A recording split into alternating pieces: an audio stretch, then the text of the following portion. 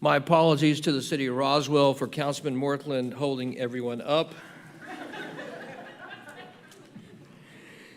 Good evening and welcome to the City of Roswell Mayor and City Council meeting for August 22nd, 2022. I'm Mayor Kurt Wilson, and I'd like to acknowledge my colleagues and council members present. Councilmember Christine Hall, Councilmember Lee Hills, Councilmember William Mortland, Councilmember Michael Palermo, Councilmember Dr. Peter Van Strom. I'd like to now turn it over to our city administrator, Mr. Randy Knighton, to explain how the meeting is run. Mr. Knighton. Thank you, Mayor Wilson, and for everyone here tonight and in the viewing audience. In accordance with Section Chapter 3.70 of the City Code, the City Council shall hold regular public meetings. The purpose of City Council meetings are for the public to participate and speak on agenda items which constitute formal decisions by the elected body. These items are listed on the published agenda, which can be accessed via the city website prior to the meeting.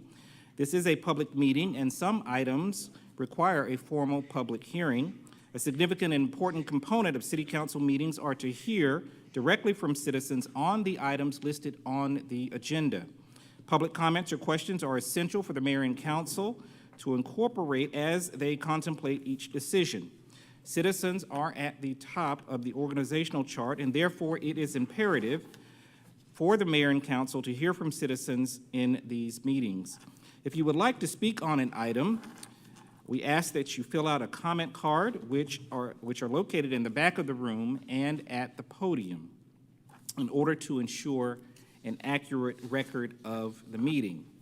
We ask, of course, that everyone observe the principles of mutual respect and display the appropriate demeanor during the course of the meeting this evening, which is and should be reflective of this great community.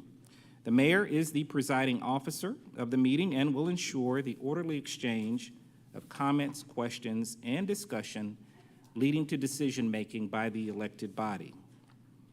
We'd also encourage those in attendance and the viewing audience to visit the city website for meetings, events, and departmental information. We also encourage you to review and participate in the various activities and offerings in the city. There are a number of events scheduled, which the mayor will illuminate later, in the city of Roswell, which promote community, physical activity, and leisure as we make Roswell the #1 family community in America. There. Thank you, Mr. Knighton. You always do that so well. We are privileged this evening to have Pastor Saban Strickland join us from Pleasant Hill Baptist Church. So, Dr. Strickland, I'd like to ask you to come front and lead us in the invocation moment assignments. Dr. Strickland. They got us a microphone. All right. Well, I'm certainly honored to be with you all tonight, and of course, spend this time in prayer as we move forward in our Roswell City Council meeting. So let's first have our moment of silence, and then I will move forward in prayer.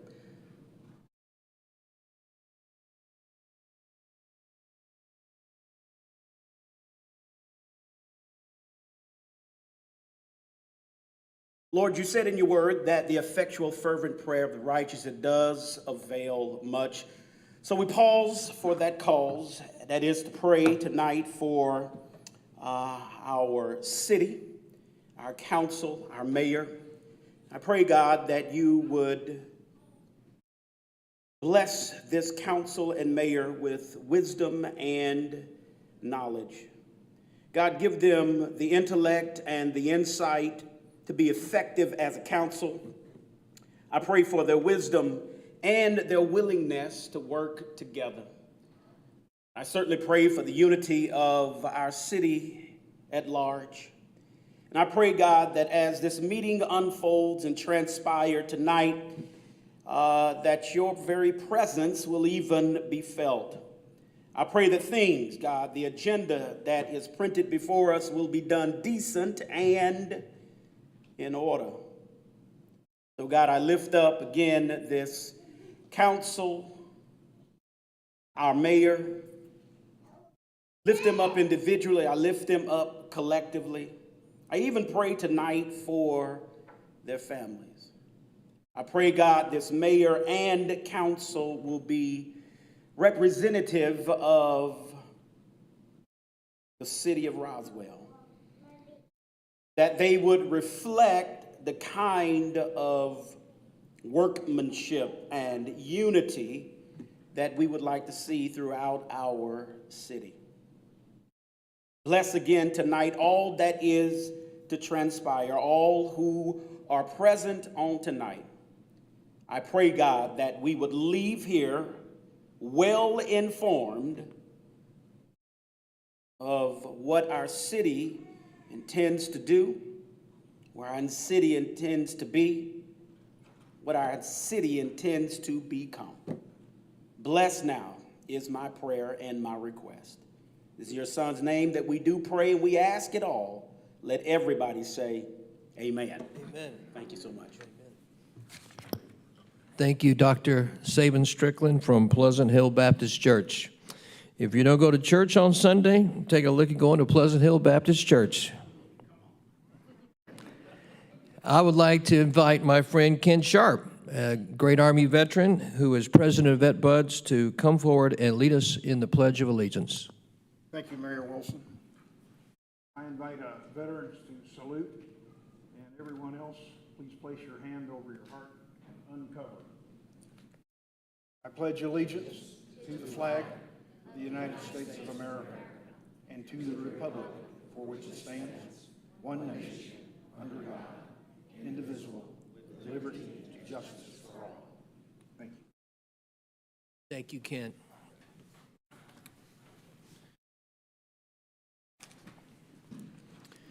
Well, next on the agenda is the mayor's report, and the first item on the mayor's report is a reading of the proclamation for the esteemed veteran of Roswell Award to Colonel Chuck Rode. So at this time, I'd like to ask Colonel Chuck Rode forward for the proclamation, and I will join you up here at the front. Colonel Rode.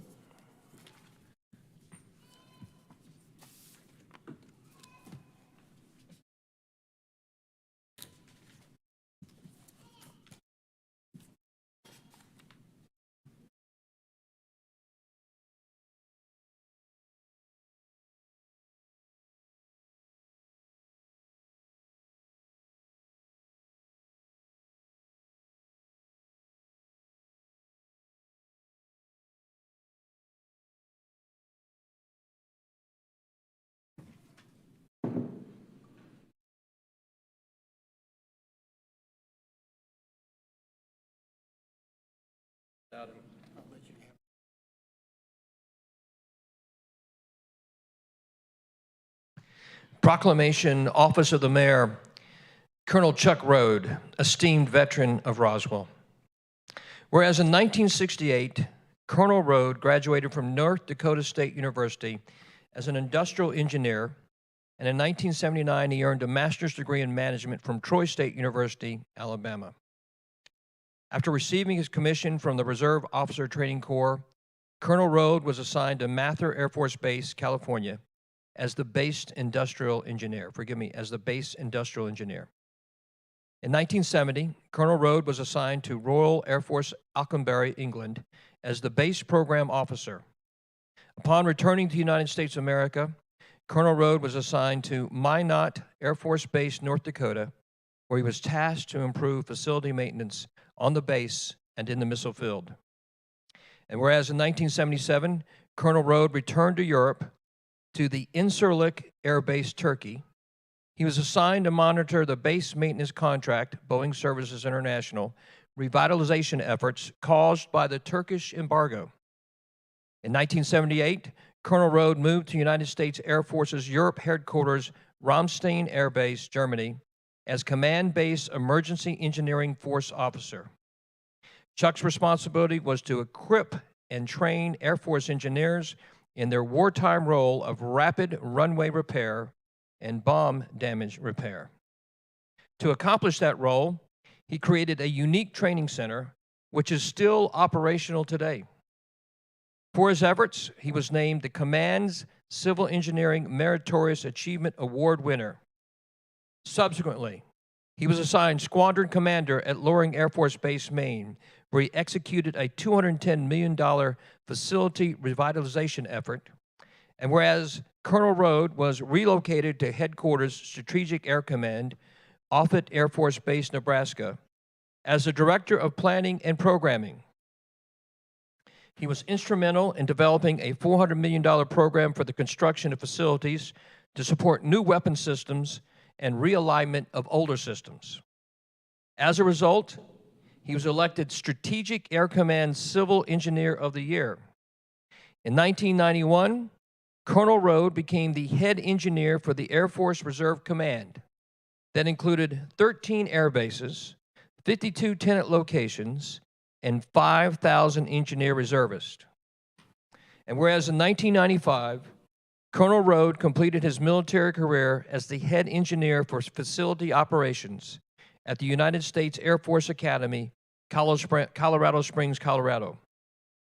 He utilized his decades of indispensable leadership experience earned throughout his military career to address signs of facility deteriorations by formulating a 21st century capital investment renewal plan, briefing the Undersecretary of the Air Force for installation, and obtaining the necessary resources to restore this natural landmark. And whereas upon retiring from the United States Air Force in 1995, Chuck was honored and bestowed the following medals: 4 Air Force Organizational Excellence Medals, 3 Legion of Merits, 3 Meritorious Medals, 3 Air Force Outstanding Unit Medals, 2 Air Force Commendations, and Air Force Achievement Medal. Now, therefore, I, Kurt M. Wilson, Mayor of the City of Roswell, do hereby name Colonel Chuck Rode, an esteemed veteran of Roswell, and call upon all our citizens to recognize his outstanding service to our country and our community, and that there is no higher calling than those who have served in the United States Armed Forces.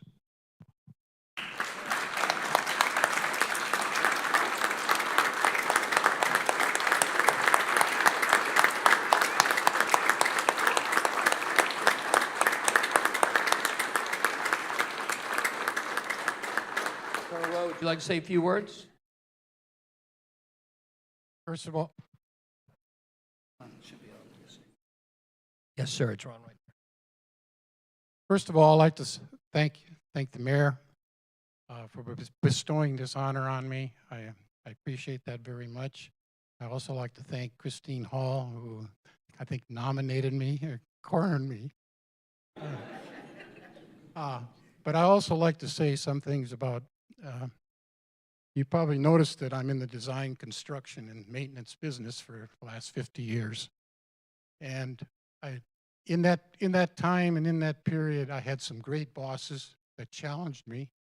I also had some great airmen and some great civilians who worked for me through that effort, because you can't build anything unless you have a team. And I wanted to take that moment just to thank all those people that I had over the years with them. I'd also like to thank my family. For those of you don't know about it, I have my daughter Susan and my daughter Katie here this evening. I had to haul them every 3 years. They had to pack up their bags, go to the next assignment, go meet new friends, go to new schools, which sometimes weren't that good of schools. And so I wanted to thank them. I'd also want to thank my wife, who I found in merry old England. She's originally from London. She had to go through the same process every 3 years, packing up.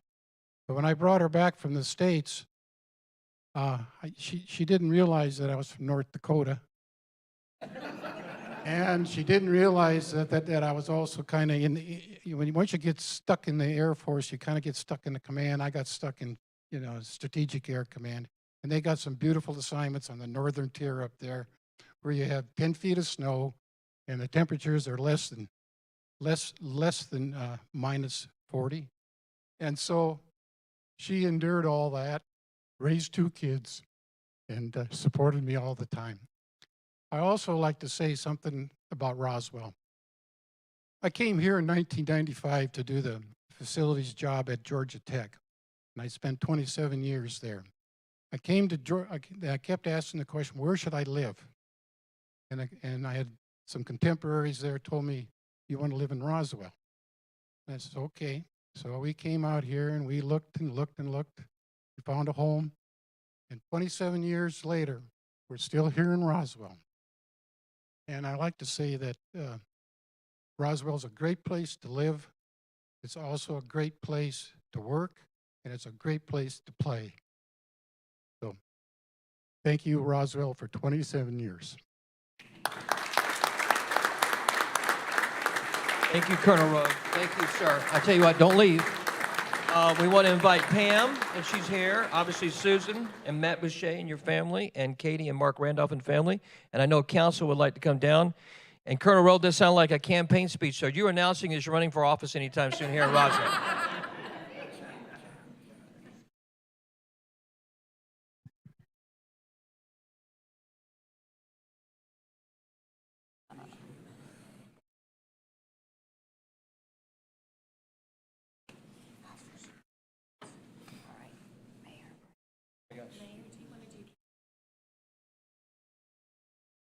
Okay, we'll do council first. Come on in.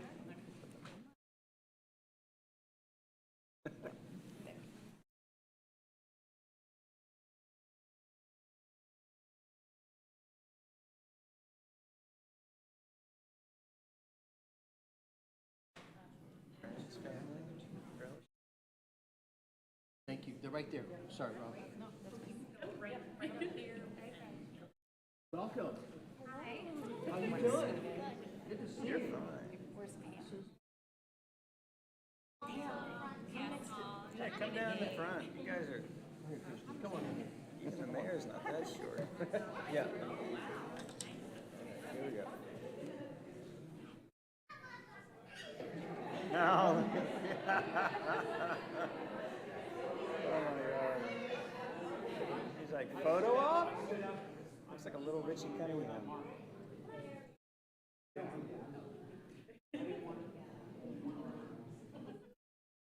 Get these guys in the front here? All right, awesome.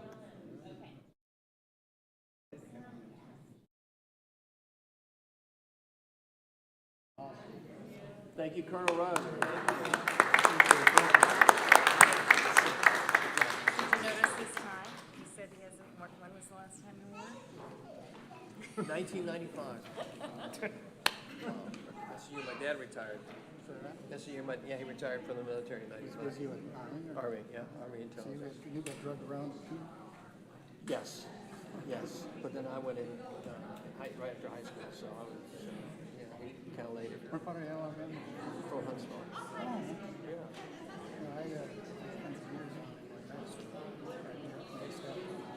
Have you read the new book by Malcolm Gladwell?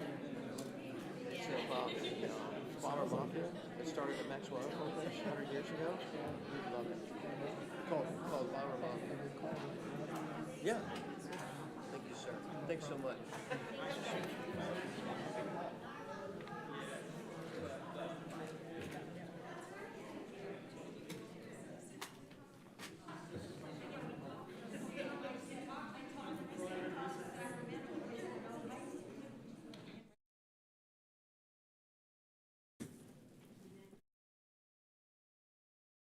So we're going to keep that picture up right there, I think, for the rest of the meeting. Love it. It's awesome. Don't move it. We love it, Robin. It's fantastic. All right, so the second item tonight on the mayor's report is a discussion of the projects for the 3 bond referendums for the special election on November 8th of this year. You know, on July the 11th, just a little over a month ago, 2022, the mayor and council approved the calling for a special election for 3 separate bond referendum questions to be placed on the November ballot. And at that meeting, we agreed to bring the discussion of the projects to this mayor and council meeting. The first referendum question that will be upon us on November the 8th as residents of Roswell will be a $107.6 million bond for the for the purpose of providing funds to acquire, construct, renovate, and install the following capital projects for the city: recreation, parks, bicycle and pedestrian paths, sidewalks, river master plan. And you have probably noticed that we have circulated a great deal of information in the previous several months on our ideals of what where this bond is going to be, what the intent of this bond is on the ballot question 1 for recreation, parks, bicycle, and pedestrian paths and sidewalks. And you probably noticed that the first section is made up of the River Master Plan. That's Riverside Park, Roswell River Landing, Azalea Park, Don White Memorial Park, and those are basically improvements consistent with the River Master Plan, the Roswell River Master Plan recommendations. You probably know, or hope you know, that in the FY23 budget that we have funded Phase 1 and Phase 2 of ACE Sand. And so these 4 are basically what we're saying in this bond is we are going to complete the Roswell River Master Project. The other part that we're saying underneath this question of ballot question 1 is that we are going to spend dramatic amount of money of us as residents for the bike and pedestrian plan. And then the third part is that we have identified several very important parks in our system where we're going to do significant upgrades and reinvest into our parks in the city.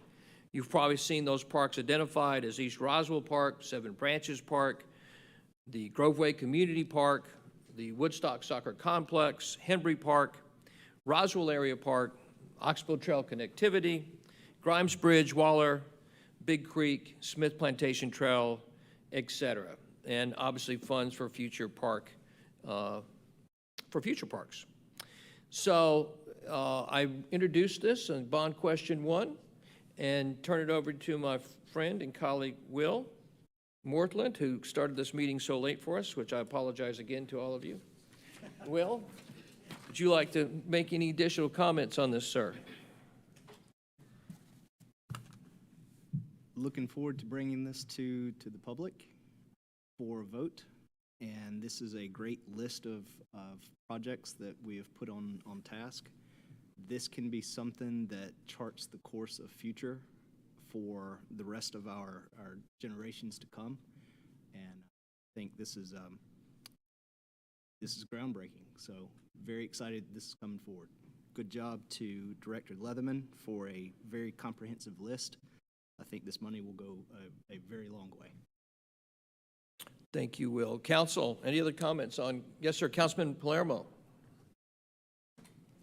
Thank you, Mayor Wilson, and thank you, Councilman Morthland, for making sure there was such a thorough list of important improvements. So, a couple of things I want to discuss on this page right here, and it's really a continuation of discussion we've had in previous council meetings this year when discussing the bond, and basically it's the main goal is wanting to just ensure the opportunity for full public comment and flexibility based on the public's wishes. And so for that reason, if we look at row number 8 and row number 9, my request would be, instead of saying includes transition to grass fields to turf fields for both of those, if we could just instead say possibly includes or something along those lines, because I know, as we discussed, I think at a public committee meeting as well as a public council meeting, there's certainly a lot of good, important reasons we absolutely should move those to turf. There's also a number of residents for certain good reasons as well prefer the benefits of grass, and I'm not asking we have that discussion. I'm not asking that we make that decision tonight. I'm just asking we leave that possibility, because if we do have it with this specific language, then that does ultimately commit to it, and I'd prefer just to leave that flexibility. So I have one other request, but that's my first one, and would love to discuss with this mayor and council. Mike, would you like to make a motion on just changing that language here on 8 and 9, just for further clarity for the submission of this discussion? I could do that, or I could just could just let Councilman Morthland as the liaison know that I would definitely appreciate and support if there was a motion that included an edit to this page, row 8 and row 9, that instead of includes transition, it says possibly includes transition. So, Mike, just to be clear, you want to add possibly on 8 and 9 before the last sentence. So instead of includes transition, possibly includes transition on number 8 and number 9, Woodstock Soccer Complex and Henry Park. Just insert the first word of the sentence to be possibly. Is that correct? That's right. And Mr. Davidson, and the reason I'm doing this is if there ends up being a big movement and preference towards Roswell residents wanting to keep one or two of, two of these grass fields, I want to make sure that's something that's allowable. Do you feel possibly is a way to do that from a legal standpoint, or would you have a different recommendation? I believe that wording is accurate and can work. Okay, so yes, Mayor Wilson, that is my request and preference. Well, obviously, your years it's why you're the senior council member and the most esteemed city council member, because of your vast legal knowledge and be able to do it on the fly. Well done, Michael. So, Councilmember Mortland, Councilmember Palermo has made a recommendation that perhaps you make a motion to insert, yes, Christine, yes, ma'am. May I make some suggestions? Yes, as ma'am, well? sorry. And then maybe we can incorporate You want to them. incorporate? This is just on Will's behalf. We got to do it very slowly, one at a time. Thank you, Mayor. My only comment is on item number 10, Roswell Area Park. The language says includes the replacement of the Roswell Area Christine, Park. can I interrupt you for Oh, 1 second? Jeff, can we put the list up on the, can we put the list up on the, you're welcome.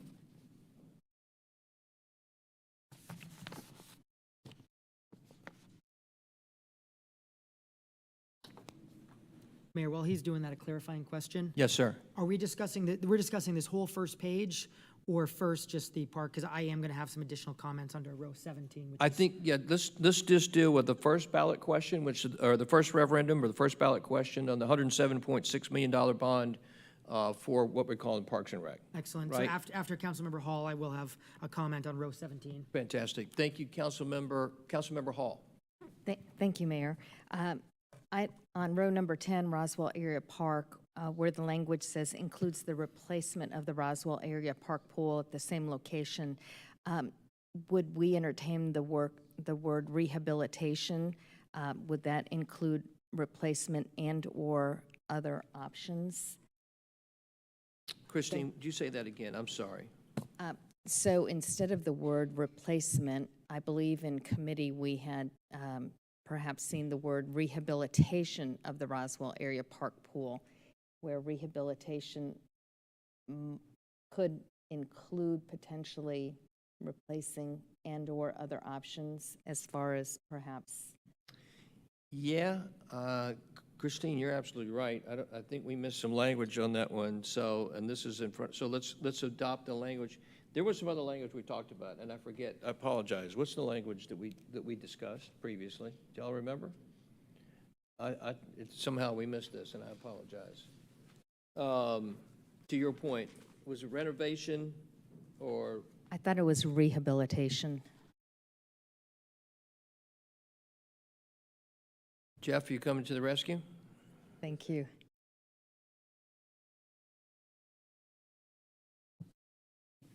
Thank you, sir.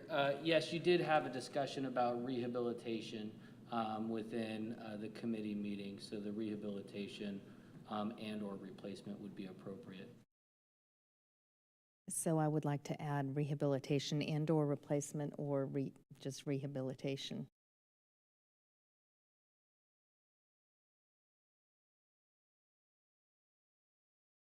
Thank you, Christine. You think, Peter, go ahead, sir. No, I think that could rehabilitation. That's illegal. David, you want to weigh in?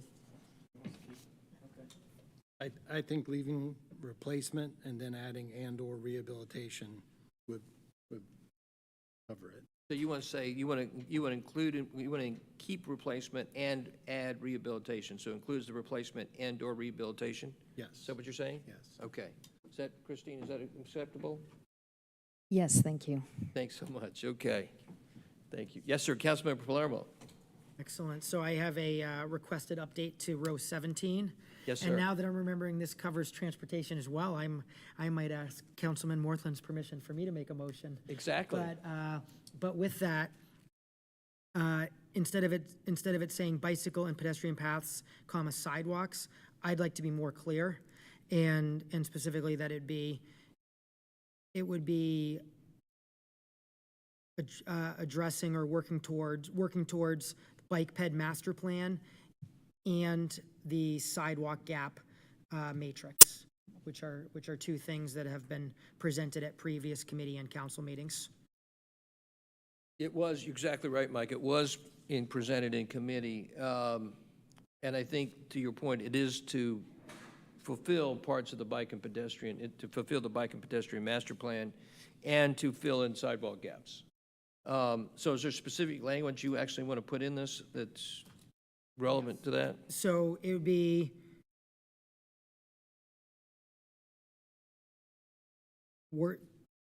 just perhaps bike ped master plan and the sidewalk gap matrix.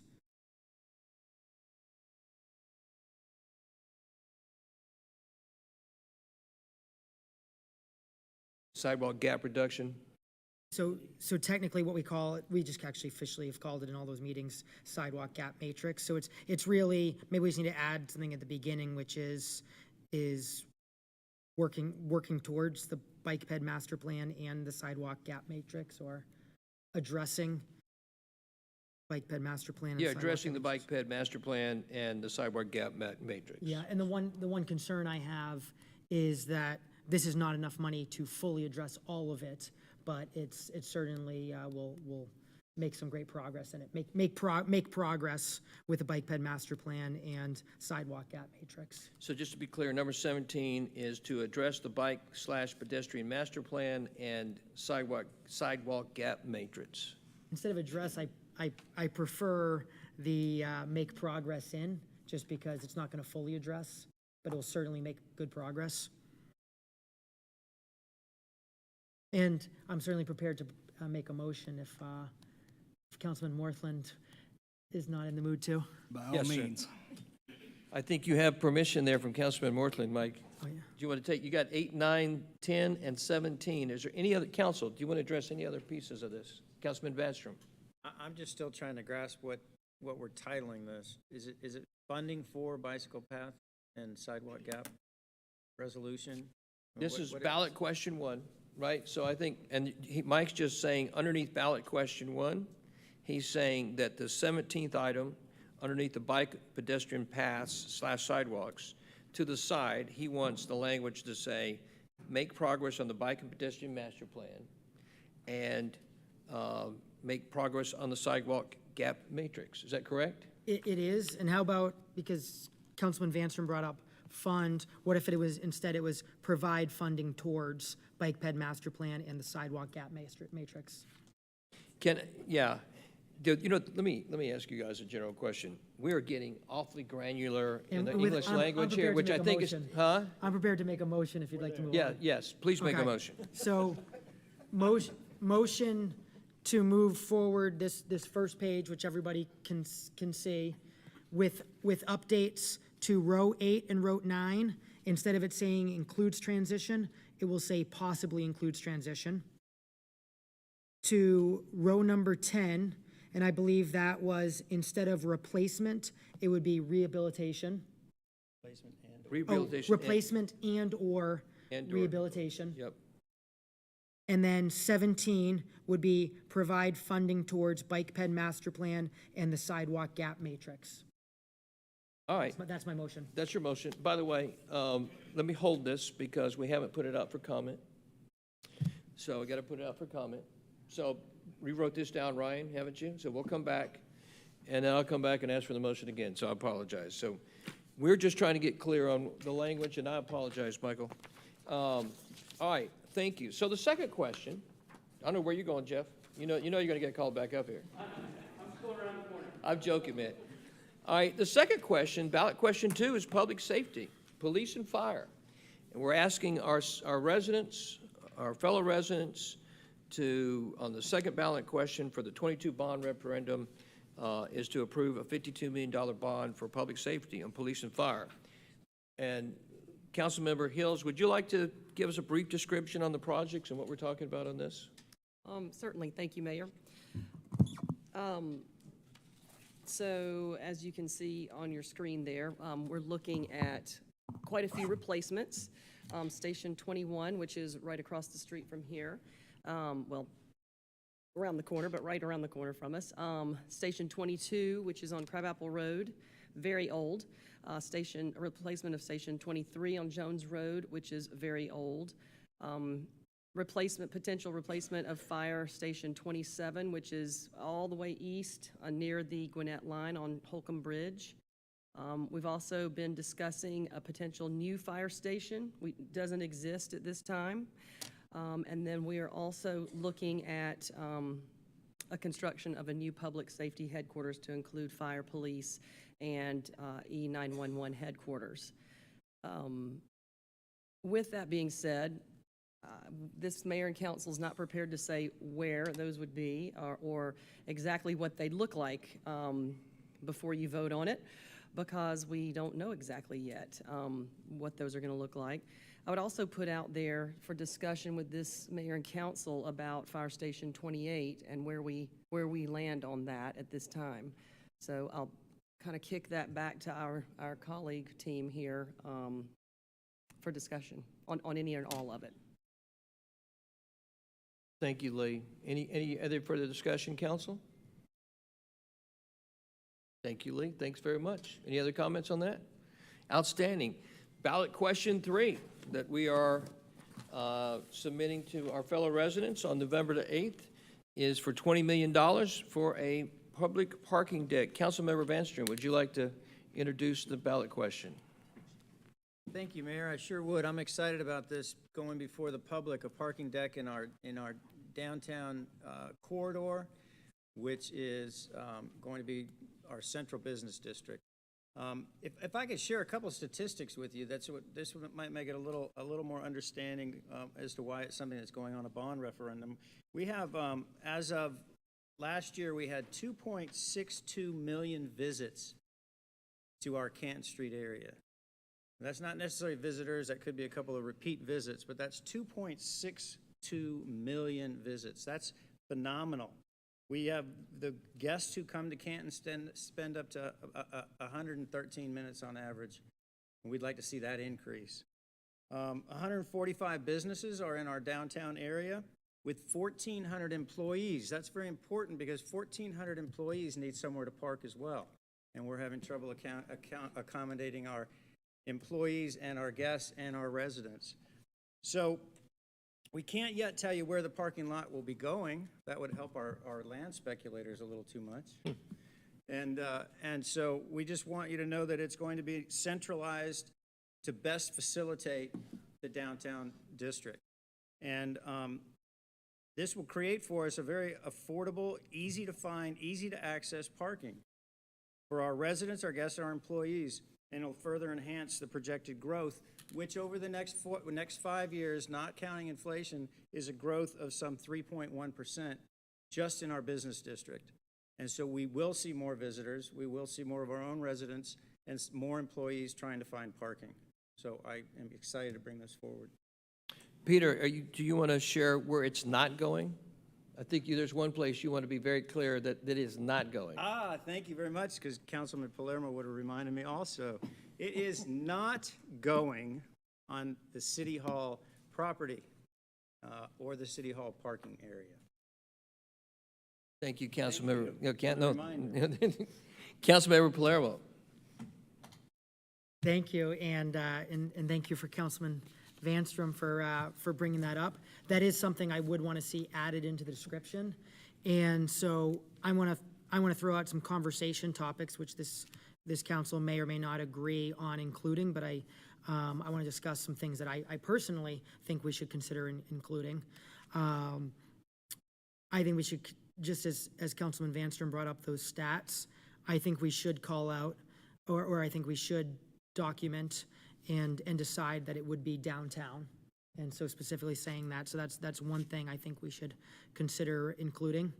Number two, as he mentioned, when mentioning in here that it would be downtown, I think we should also mention that it would not be on the current city hall parking lot or city hall property, however you want to describe that. I also feel that given it would be in downtown, I feel we should just be bringing up and reminding voters, if they choose to support this, that we should be mentioning materials used will be approved by the HPC to keep the historic character of our downtown. And so that's the third. And here's the fourth and final thing I think we should consider talking about, because I know there's certainly some residents asking about this and talking about this. I know obviously this is an item that certainly has had a lot of debate over the years. As anyone that watched the committee knows, I strongly felt whether you support there being an addition of a downtown parking deck or you do not, I strongly felt and strongly believed it should be a bond question that we're leaving up to the voters to decide. And with that, to make sure that there's clarity, I think we should potentially discuss and clarify expectations of looking for either partnership and or revenue generating opportunities. Because an interesting thing is actually, if you look at Alpharetta's rules and how they do things, everybody, of course, talks about the free parking decks within Alpharetta. What most people don't talk about is the fact that there's a lot of businesses that had to contribute towards those free parking decks.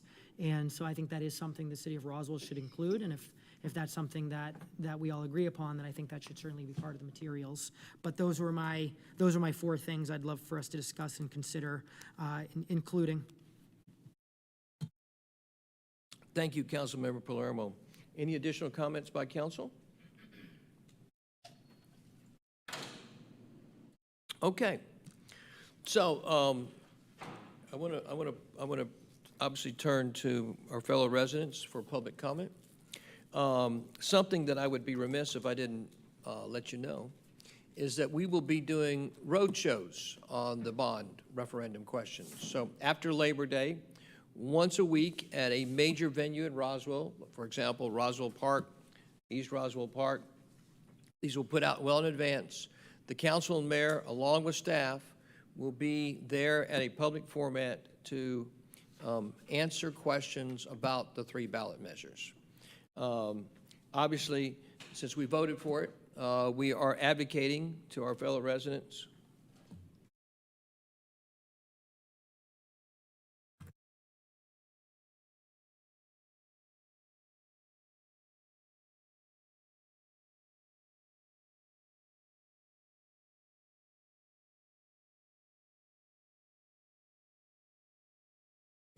Anyway, we'll be doing road shows where we'll be presenting information to our fellow residents on the ballot questions. Also want to let you know that we will be we are more than prepared to meet with HOAs. So we're going to say at this point, we're going to start requesting HOAs. If you want us to come visit your HOA or visit multiple HOAs, we'll be prepared to do that, to present information on the ballot questions. And the way to get that process started, and we prepare to start doing this after Labor Day, is to obviously email, say, Robin Kenner, rkenner at roswellgov.com, to say, look, we're a subdivision, HOA, and we'd like for the mayor and council to come present information on the ballot questions 1, 2, and 3 on the bond referendum. And we'll start doing that. So if you have an interest in us coming to talk to you about this, please let us know. With that being said, I'd like to open up discussion and comments to the public. I obviously ask that you please fill out a comment card so we have your name for the record, and I obviously will limit your comments to 5 minutes. So at this time, I open it up to any public comment. Yes, ma'am. Please share with us who you are and where you live in Roswell. I'm Marissa Pereira. I live in the Vickery Creek subdivision in Roswell. So I've got a couple of questions. None of them are rhetorical questions. So typically I've noticed that sometimes you come up here and you ask a question and it may or may not get answered. So I'm just pointing out that I'd like answers to the questions. Number one, Do we have a slide anywhere that will tell us how it's going to be presented on the ballot? That's question number one. Number two, because I'd like to see that. Number two, is there mention that this money for the referendum comes from our taxes? Is that going to be stated as the citizen gets an opportunity to vote? Marissa, would you restate the second question for me? Sorry. Will it be stated on the referendum that this money will require extra taxes, property taxes? Right? Just in the interest of transparency. So that's another question. Number three, do we have any resolution regarding what Fulton County wants in terms of their slice of the taxes? Where there's been the discussion of Fulton County wanting 35% of the taxes, because that, I think people need to know that we can't necessarily make decisions in a vacuum. We talked earlier about making decisions in a vacuum, but you know, when you're talking about taxes going up, we've got to figure all of that into the piece of the puzzle. So if you can shed some answers on all three of those, I would appreciate it. And also, when is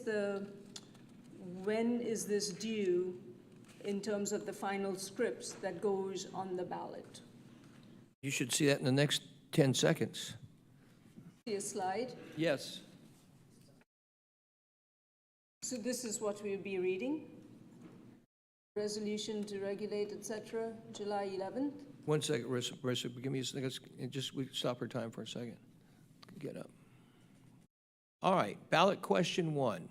Can you show me ballot question one? There it is. The ballot, yes. Yeah. Yes or no? Shall the city of Roswell, Georgia, the city, issue general obligation bonds in the principal amount of not to exceed $107,600,000 for the purpose of providing funds to A, acquire, construct, renovate, and install the following capital projects for the city: recreation parks, bicycle and pedestrian paths, and sidewalks; B, capitalized interest on such bonds; and of course, 3, pay all the expenses incident to accomplish the foregoing. That is the actual ballot question you'll see on the first bond referendum, on the Parks and Rec, if you will. Okay, so I would presume that the second and the third would be likewise. Yes, ma'am. Okay, so is this whole thing going to be, so we'll have one, this will be one, then there'll be two, and there'll be three, one below the other? Yes, ma'am. Okay, where does it say about the taxes, or does it not? It's so, well, let me go ahead and state clearly the answer to the question to you and to all of my fellow residents. A bond will result in an increase of property taxes. So if anybody has any doubts about it, that's exactly right. The bond is a question where instead of the council and the mayor saying, we're raising your taxes, we're raising your millage, we're saying, we're asking you to reinvest in the community. That does cost money, and that money is going to come in a increase in your property tax, on your individual property tax. Right, I understand that, but where does it say that? I don't think that the bond questions say that, Marissa. I'm not familiar with it. Right. David, you want to help me out on this? I'm proposing that in the interest of transparency, that it should be spelled out, because from your public outreach questionnaire that, you basically got about less than 1% of the population knowing about it. But hopefully there'll be much more people that are at the ballot, right? So they ought to know about that, and it's just a matter of transparency. Do you think that people vote on a bond question? Are you under the impression that people vote on a bond question don't think that they're raising their own taxes? People don't know as a general rule of thumb. So you're saying to me as fellow residents that if you vote on a bond, that you don't know that you're raising your own millage rate? I'm just curious, where do you think it's coming from? I mean, I can tell you as a resident, when I vote on a bond, when I have voted on bonds in past, I recognize that I'm voting, Councilmember Palmer, I recognize that I'm voting on a tax increase on myself. So I would think I mean, That's a Right, pretty well, logical if it's conclusion. that clear, why do we have if it's that clear and will be that clear to everybody, I mean, we should have no problem saying that. I think you just heard me say it here on the dais, and I'll say it again, and I'll say it in every roadshow. We have nothing to hide. We're not going to hide anything. Done. No, excuse me. We're not going to hide anything. And I just want to talk a little common sense. Obviously, as a resident, look, there's a responsibility on us as residents. We are asking for us to invest back in our community. This is clear that we need to invest back in our community. We have not invested the amount of money we need to for our parks, for our fire police. I'm so sorry. You'll have public comment, Janet. You can come up here and talk. It's all okay. So whoever is talking, please come up and talk when you want to talk, but allow me to talk when I'm talking. But it is way overdue for us to reinvest in our community. And that, it's not free. It's not free. And I think most people know that. I'm sorry if some people think they don't know that if you're voting on a bond, that you don't know you're increasing your own taxes. But let me say clearly, you are voting to increase your own taxes. I don't think that's a secret, and nobody's trying to hide that. So I would say, absolutely, I'll say it clearly here. You're voting to increase your own property tax. Absolutely. Absolutely, Well, 110%. Right, so if we're going to be that transparent, I see there should be no reservation to put that on the print as well. I would have no reservation. I just don't think David, from a legal perspective, I don't think it's part of the equation that historically is put on there, but That is correct, that it's not normally put on there. Also, the question has already been sent to the county to be placed on the ballot. So this is the question that will be on there. Now, the information that's provided by the mayor and council, they can say at every meeting that you'll be voting on a millage increase to raise your property taxes to fund this bond Right. at the time. So the third question that I had was, have we got a resolution on the Fulton County wanting 35%? well, how familiar are you with loss negotiations, Marissa? Sorry? You're asking a question, so I'm going to ask you a question. How familiar are you with loss negotiations? Because you're raising a question in the public sector, right? Right, A very significant question. right. How familiar are you with loss negotiations? Well, I mean, they take some time. Exactly. Okay, so So the answer to you're that asking is no. you're asking a question that only God Almighty can answer? There's no way to answer that question today. None. There's no way to answer that. And by the way, we're in negotiations. The 15 cities, what I can tell you from a very, very positive perspective, is the 15 cities are aligned in their position. That's unprecedented. But I cannot speak for all the cities, nor can any other mayor say this is where we are. It is a private, it's a negotiation, and we have till December 30th to settle that. If the suggestion is that, hey, that might impact taxes, of course it might, right? Right. But this is, for me, a separate question. We are asking you as a resident, me as a resident, to reinvest in our community with a bond. And you're right, loss negotiations can't predict. And there could be an impact there on taxes. Absolutely, absolutely So true. I just want to be clear that could impact property taxes as well as this impact property taxes, so. Well, let's talk about what's just, Whammy. you're absolutely right, but let's talk about what impacted property taxes. This mayor and council, or council and mayor, first time, go check it out, in the history of Roswell, not only did not increase your millage, they reduced your real property tax. This mayor and council just did that. I don't know if anybody's seen that. We just reduced your real property tax.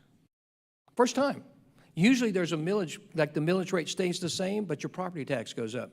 This mayor and council in the FY23 budget put the money aside so that there would be no tax increase on property taxes. The millage rate has gone down?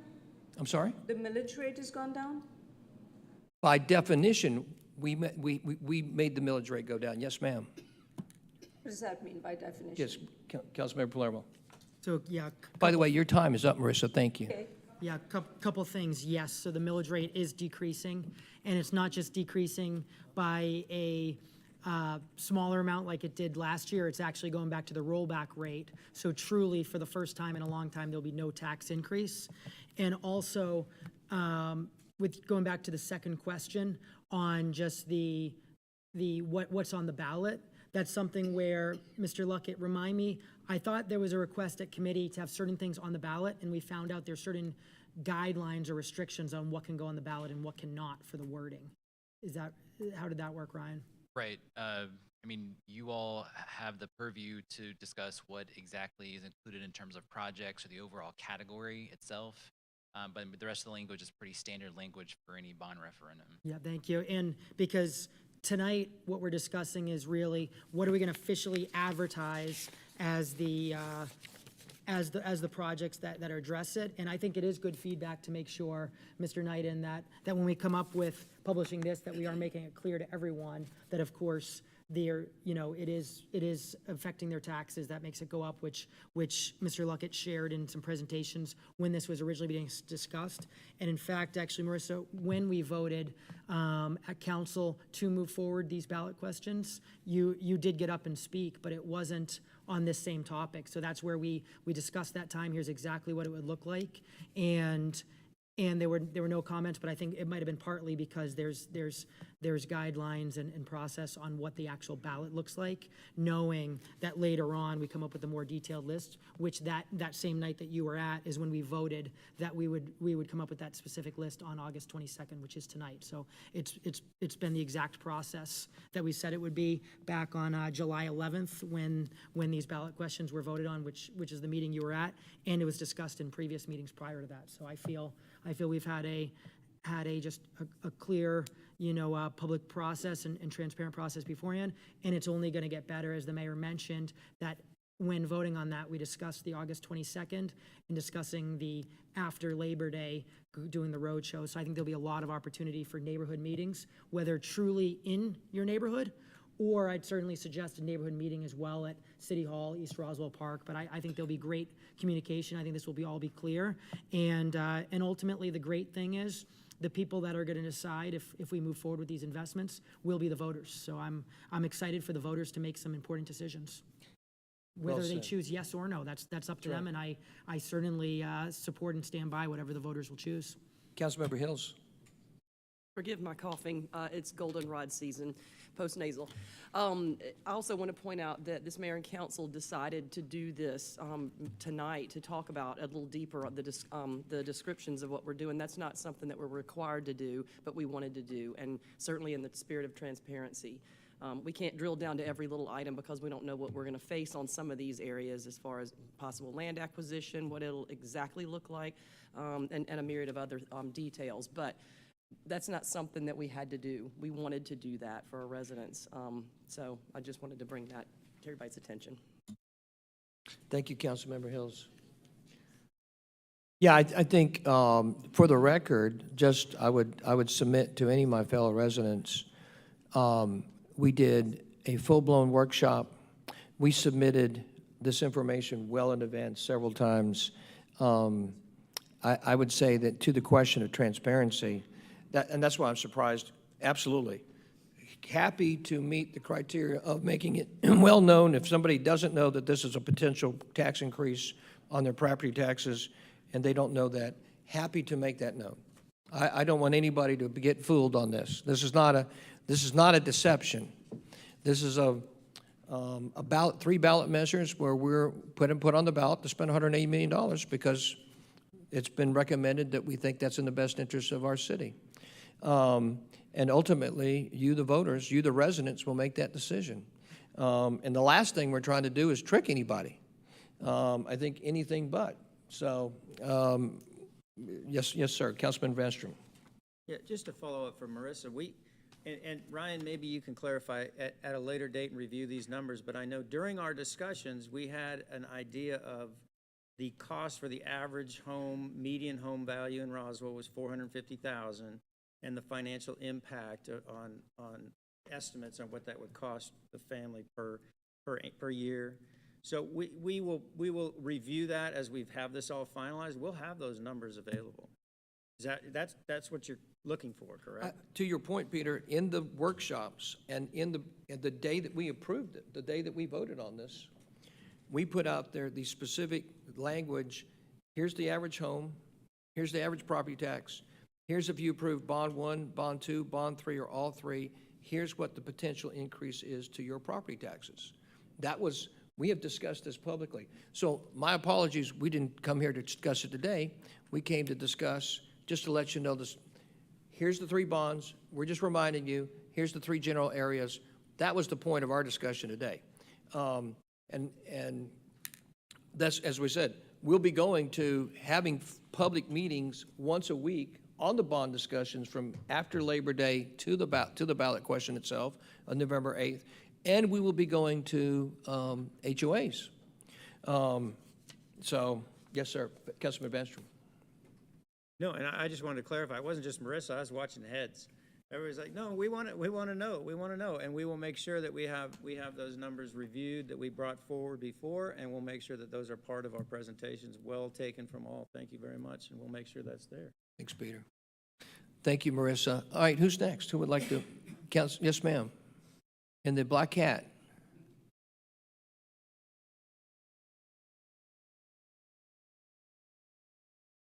Janet Russell, Roswell resident. First of all, I'm glad you made this 3 separate bonds. There was a whole lot of talking about that, but you did listen to the people, because talk about flim-flam if you put it all together. Second, just an idea, if somebody votes against one of the bonds, maybe that shouldn't come out of their property taxes. Maybe only the people that really wanted it should pay the property taxes for that part of it. I know that's impossible, but trying to get creative here. Regarding the 3, the first one with the parks, you know, we're pretty much world-class parks here in Roswell. Every day I meet someone at a park, a pool, wherever. And my comment to them is always, aren't we lucky? We have the opportunity to do every single day what some people wait all year to do for 1 week on vacation. You want to walk, you want to ride, you want to learn to be a blacksmith, you want to swim, you want to do pottery, you want to take dance. You do that at an all-inclusive resort, except that here you have to go out to eat or bring your own food. So we are very lucky, but a lot of our parks and facilities are aging because that's what happens, and it's up to us to maintain them. So I have no problem with that at all, because parks appeal to everyone, regardless of your economic status, your religion, your race, your age. It doesn't matter. You don't have to spend a lot of money, or you can spend a lot. No one cares. You'd be surprised who you meet at a park. They're your neighbors that don't live on your street. So that said, I'm all about the parks. Moving on to the parking deck, I'm all about not having it. I think it's a really terrible idea. I think it will benefit a half a mile of road, Canton Street, and Roswell is 42 square miles. You think you might want to expand your vision a little bit and understand that there are other parts of our lovely city that could use a little boost. And it has nothing to do with parking. We paid a consulting firm to do a parking assessment. And their assessment was, we do not have a parking shortage. We have a perception of a parking shortage. We have, and they could have, you didn't have to pay them, because I came out on Facebook in December and they came out in March with exactly the same things I had said in December for free. We have 1,220 parking spaces, not including the ones that are private for restaurants where they have valet. I would like to add up every single maximum occupancy of the restaurants on Canton Street and find out, because I think it's probably 1,000 people maybe total, which means every person would have to drive here by themselves to use up all our parking spaces. We do not need another parking garage. It benefits people who own or businesses or properties on a half a mile of road, and it basically flips off everybody else who lives here. Because as the mayor was quoted as saying, 80% of the people that visit Canton Street don't have a 7.5 or a 7.6 zip code. So I'm against that. It's not a good idea. People don't want to walk from City Hall, tough. Go to Canton, go to Alpharetta. They have a parking garage that's exactly the same distance as the parking lot behind this building to the same Highway 9. Exactly. So if they don't like it, well, too bad. Say they bring in money, how much do we have to pay for all that money? The final thing is, the Roswell Police and Fire, they're doing a great job, but we don't need to build a new building. Let's find one that needs to be repurposed. We have plenty of them in town. Right at the corner of where I live is the South Atlanta Street Baptist Church. It got sold, but believe me, to the right person, it would be sold again, and that is a perfect location for many things, including the police and fire department, because it's records, it's not anything else, or the visitor center and the archives. Why? It's the first historic building in the historic district with a parking lot. So I've got one more minute, and thank you, Marissa, for bringing up the point about a bond. Just so you know, I don't know if they still teach civics in school, because I taught government years ago, way back when the colonel who was here, he and I were at the same base at the same time. It's Mather Air Force Base in Sacramento, and that's where I taught government. They don't teach that anymore, so kids and adults today don't know what the hell a bond is. That's why you have to educate people today. They don't know squat. And they can't ask the phone a question they don't know to ask. So, as far as having information meetings, please don't just limit yourselves to HOAs. I don't live in a part of town that has an HOA. I live in a neighborhood that organically grew. So you may want to consider just having meetings in central locations. Again, that empty church would be a good one for the historic district. Not here, because this is only open 9 to 5 and people have jobs. So if you really want to share the information, reach out to the unusual places, not just the people that live in a subdivision with a name on the front door. Thank you, Ms. Russell.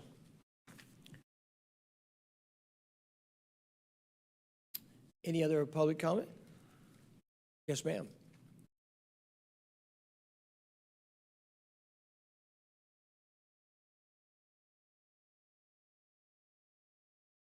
Welcome, glad to see you. Please share with us your name and where you live. Thanks for coming. Hi, thank you for having me, and good evening to everyone. My name is Whitney Kennedy Adeniji, and I live in the Highlands at Centennial off of Holcomb Bridge Road. I have been a resident here for approximately just over a year. However, I feverishly serve as a real estate professional that relocates residents to Roswell and all over Georgia from not only the United States, but all over the world. So the questions that I had just in hearing about the bonds were in regards to the other projects for the bicycle and pedestrian paths and sidewalks. Well, I notice every single day on my commute home that there are several medians on Holcomb Bridge that are literally disintegrating. They look like little pieces of tissue that disintegrate when they get wet. Will those be addressed in this bond in the repairs?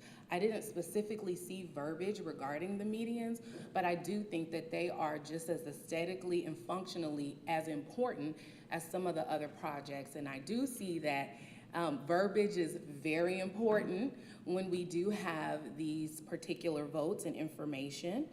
And then, so that's one thing. And then my second point was just with these two ladies. I'm so sorry, I can't remember their names, but to their points.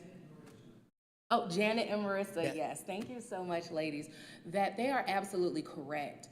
That there are approximately 94,000 residents in the city of Roswell. And look at who showed up tonight. That is a gross misrepresentation of who's actually here. And to their points, people do have jobs, they have children. We all had to make various sacrifices to be here tonight because this was important to us. However, education is a big proponent, and I would like to propose that maybe because there is a lack thereof of education, of home ownership and financials, that maybe us as a city could have workshops that help to educate people about that process. And all of you, I'm sure, are very blessed to have a lot of knowledge about what it takes and about millage rates and taxes and how they work. But it's very true that the 80-20 rule does apply. And you will be so surprised at how many people are just trying their hardest just to get the finances together to become homeowners. And all of this information goes over their heads. So thank you guys so much, and that's all that I have. Thank you so much. Thanks for coming up here. It's your first time. We hope you'll come back.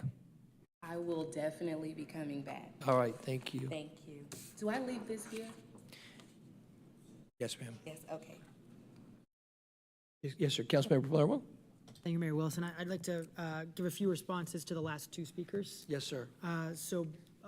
Most recently, one of the questions asking about the medians on Holcomb Bridge Road, and this is not covering that, but here's the good news, is we have allocated money to increase the medians on the east side of Roswell on Holcomb Bridge Road. That was actually an important finding and really mission from the East Roswell Economic Development Committee.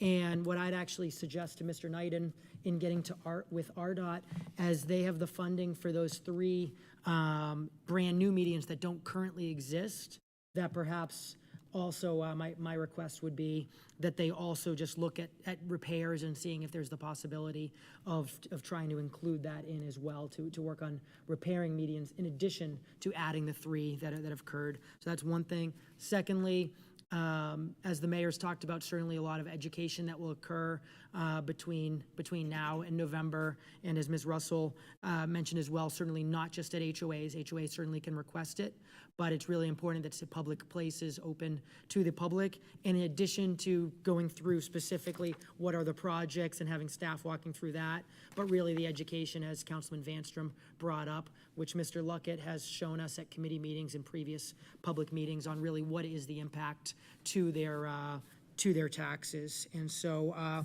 and then lastly, with Ms. Russell's comments regarding the couple different aspects. So one, the parking deck. So I certainly understand the concern, and heard the concern from other residents as well, as knowing certainly the great benefit to businesses. But as being discussed, there is the looking for a partnership and other potentials there. So hopefully that's addressing some of the concern for those that choose to vote in support of this. And then lastly, with Ms. Russell's comments regarding really the public safety headquarters. And what I'd say is this is certainly getting the funding towards it, but I'd say there's certainly no location that's decided or thing. So I think there's certainly a lot of options in the future if voters decide this is something they want to invest in. So I think certainly a lot of flexibility with that in the future. Thank you, Councilmember Palermo. Any other comments from council? Thank you. Other public comments? Yes, sir. Yes, sir. I guess first man up. Sorry, David. Okay. Yeah, Scott Long, 1055 Martin Ridge Road. I just wanted to thank y'all for taking advantage of our bond capacity to actually do this. I think the last great bond that I remember us doing in Roswell is the one that allowed us to purchase Big Creek Park, the actual park with the bike trails and the nature trails and everything. We may have done one since then that I don't remember, but that's the big one. So anybody who loves Big Creek Park should at least be a fan of the concept of using bonds to pay for things that help the whole city. So I'm just thankful that we're finally doing it after really quite a long time of not doing it. And I think it's a great, fair way to pay for things that are big capital outlays, because if we were to just raise taxes and try to save up money over 10 years to pay for something like this, a lot of people will be paying, and they may leave and never see the benefit of what they paid, or someone may show up at the end when we've saved up the money and get the benefit without contribution. Here, the amenities created immediately, and people pay proportionally to how long they live here and eventually paid off. So, but just thank you for using our great bond capacity to at least give us an opportunity to vote in favor of creating some great amenities. Thank you, sir. Thank you, Scott. David, I saw you back there. You're up next.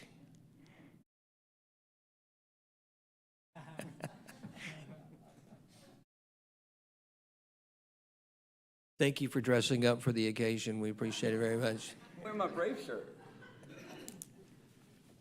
Hold on, I'll load up something here. David Johnson, 3000 Roxburgh. I live in Country Club Roswell, Willow Springs. It's one of the neighborhoods with the HOA name on the front. So real quick, if I look at the parks, can we go back to that first slide? My math, which went to Georgia State, and I'm an Alabama fan, so don't trust either one of those. 12 million out of the 107 million goes to the east side of Roswell. It's 11%-ish. I'm facing a 40 to 50% tax return, or tax increase, sorry, which return, tax increase. So for those who don't know, my neighborhood is the skin tag of Roswell. You go into my neighborhood of Roswell, we exit out of Alpharetta and Johns Creek. So we're kind of like forgotten about it, kind of up there. Not totally forgotten about. So just wanted to put on public record that if you live on the east side of Roswell, east of 400, you will face a 40% tax increase for a 12% investment. The parking deck doesn't affect East Roswell, and I think only one of the fire stations is on the east side of Roswell, past 400. Based on comments from council, we don't know where the parking deck's going, so that's $20 million that we don't know what's happening. And we don't know where one of the fire stations is going, so that's 25 million of the 170-ish million that we don't even know what's happening. It's kind of a blank check. And I'm not a big proponent of giving governments a blank check. I very famously remember in 2010 a House Speaker saying we have to pass a bill before we know what's in it. And didn't think that was appropriate in 2010, and I don't think that's appropriate today. Also, in the terms of transparency, I love the idea of y'all doing road shows. And, you know, me and you have had discussions about you coming to my HOA for public knowledge. I did a Zoom interview with 4 of you up here, Councilman Worthland, Councilman Wilson, Councilman Vanstrom, and Councilwoman Hills. There you are. You're out of sight there for a second. I thought they were great. Huge success in our neighborhood. Massive compliments from them. I thought it was great. I'm looking forward to doing one with you for the bond in the near future, right? So that said, the first, I'm looking at the city's Facebook page. On June 27th was the first time anything was mentioned on the bond. It was about a meeting on June 28th. The next time was on July. Y'all post a lot, so I got to scroll, sorry. I always want to be accurate here. I believe on July 11th. Yes, on July 7th, you posted about the bond, which was for the July 11th council meeting, where the bond was voted on. That previous language was voted on. So I would have much rather have had the roadshow discussions and then had that council meeting. But cart and horse are not quite in a line here. Every single one of you here will be council next November. And I know this is a shot in the dark, but wouldn't it be a lot better to get better facts and better knowledge, like where fire stations and parking decks will go? I read the Roswell bike and pedestrian plan. I know where the next 20 million will go. It will not go on the east side of Roswell where I live, unfortunately. The only sidewalk that would help my neighborhood would be a multi-use path down Old Alabama Road, and it is one of the last projects in the Roswell bike and pedestrian plan. So I know it's not going to happen, but it would have been really great to get a lot of this information before the July 11th meeting, not after. That said, I will, we want to do a public forum in our ballroom at the country club, we're willing to host every one of you or any of you.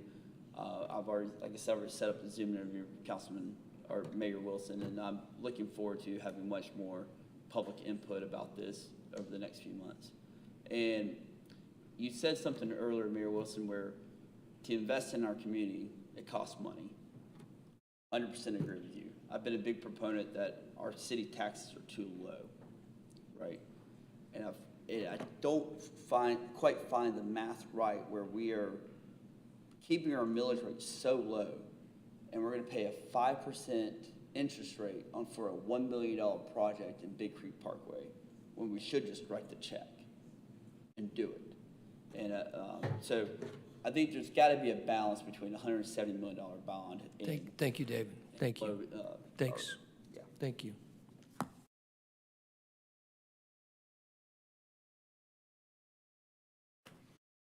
Other public comments? Anybody else?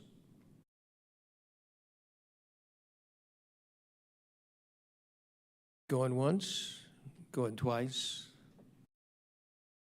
going back to council. Council, Yes, sir. Councilmember Palermo.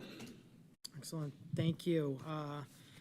Certainly, as one resident mentioned, it's been a very long time since the city of Roswell has gone to the voters and asked them if they want to make a bond investment, and I'm a big fan of giving voters that choice, and as the last voters spoken, and as he said in the past as well, that he's an advocate for higher taxes. Hopefully, I'm not taking that out of when it's done for the right thing. So thank you for nodding your head. So, and that's been said multiple times, multiple years. So there's consistency, and what I like about a bond is really giving that voters the choice that they get to choose that they do want to pay higher taxes for these things or they do not. And there's certainly good reasons to vote yes, and there's good reasons to vote no. And I'm very happy that we are going with it, because I think our city has had too much really decision paralysis for too long, and there's something could always be rolled out later, could always be rolled out better, but sometimes I think it is important just to really go, and I think this mayor and council has decided, you know what, we're gonna let the voters decide if they wanna invest in our parks and more sidewalks. Regarding some of the calculations regarding East Roswell, for example, the bike ped master plan, et cetera, those are all things that will be publicly discussed later on. So I think there is opportunity in public input. I had also thought from the park standpoint, it seemed to me that the percentage was a little higher when Mr. Leatherman had presented. That being said, also, there's an item for new parkland that could go either east side or west side, depending on where there's the opportunity, et cetera. But, so just really appreciate all the input. And again, really looking forward to the road shows for just a lot of good information for residents to get a great full view and make an informed decision to vote yes or no for each and every bond question on how they want to do it. And it's certainly split up where voters can decide to vote yes on some and no on some. The one thing I'm asking this council on is going back on just from a specifics standpoint is, I know as Chief Panino has certainly discussed with us a lot, and prior to him it was Chief Burnett had certainly discussed a lot, and a big part of the discussion on Fire Station 21 is slow response times. And so I guess a question I have for this mayor and council is for the public safety page for row number 1, would we want to say relocation and replacement of Fire Station 21, just given those low response times that obviously need to be addressed to ensure the Marietta Highway area and really South Roswell is getting the right ones. Again, I certainly want this council's feedback on what their preference is, but I just wanted to raise that question. Thank you, Councilmember Palermo. Councilmember Hall. Thank you, Councilmember Palermo, for bringing that up. My question is for David on the language on that. So if we say replacement, could replacement be either a replacement of a building or a replacement of the property? Could we potentially move the fire station under that terminology? Yes, you could. Okay, thank you. Yeah, to the point is that Mike makes up a really good point. I think anybody that's been following, David, you've been following Roswell politics for a long time. I don't think there's any surprises in how many, when we got into office in January, we took the 113 plans that had been created between 2010 and 2021 at a cost of over $8 million of just plans, and not executed, nothing done, just money, our money spent. I don't think, and that's been, to me, it's been very clear as a resident, one of the reasons I ran for office. Because like a lot of you, I knew that things needed to be done. And that wasn't because we already hadn't vetted it, hadn't talked about it, hadn't worked on it, hadn't already done deep dives on it. We have. It was fear of having our fellow residents get mad at us, not like what we're going to do, say bad things on Facebook, come up here to public meetings and ask questions. And so, the small world of Roswell politics has created stagnation for a long time. And the vast majority of us know we have to invest back in our city. And we know that our parks is a perfect example. Our parks we're seeing some real decay because we haven't invested back into our parks in the way that we needed to. And if we don't, we'll see further decay. But to Mike's point, that's why it's a bond. It's not a tax increase where the council and mayor says, you know what, we're going to raise the millage because we definitely see this has got to happen. We're bringing it to our fellow residents as a question to vote on. And the question is, here it is. There's a $107.6 million bond basically on Parks and Rec. That's basically what it is. And that it's a reinvestment in our community that we think will pay dividends. And we think that you think it'll pay dividends. We think when everything that we have said to one another over the last 10 years, that we've said, hey, we need to invest in our parks. Hey, we need to invest in our police and fire. Hey, we need to invest, and this is why it's a question, we need to invest in a parking deck. And that's the beauty of it being a bond. You vote on it. Up or down. Up or down. It's the beauty of it. And I will tell you that this group of people, along with Mr. Knight and his staff, now we'll keep working hard, I promise you.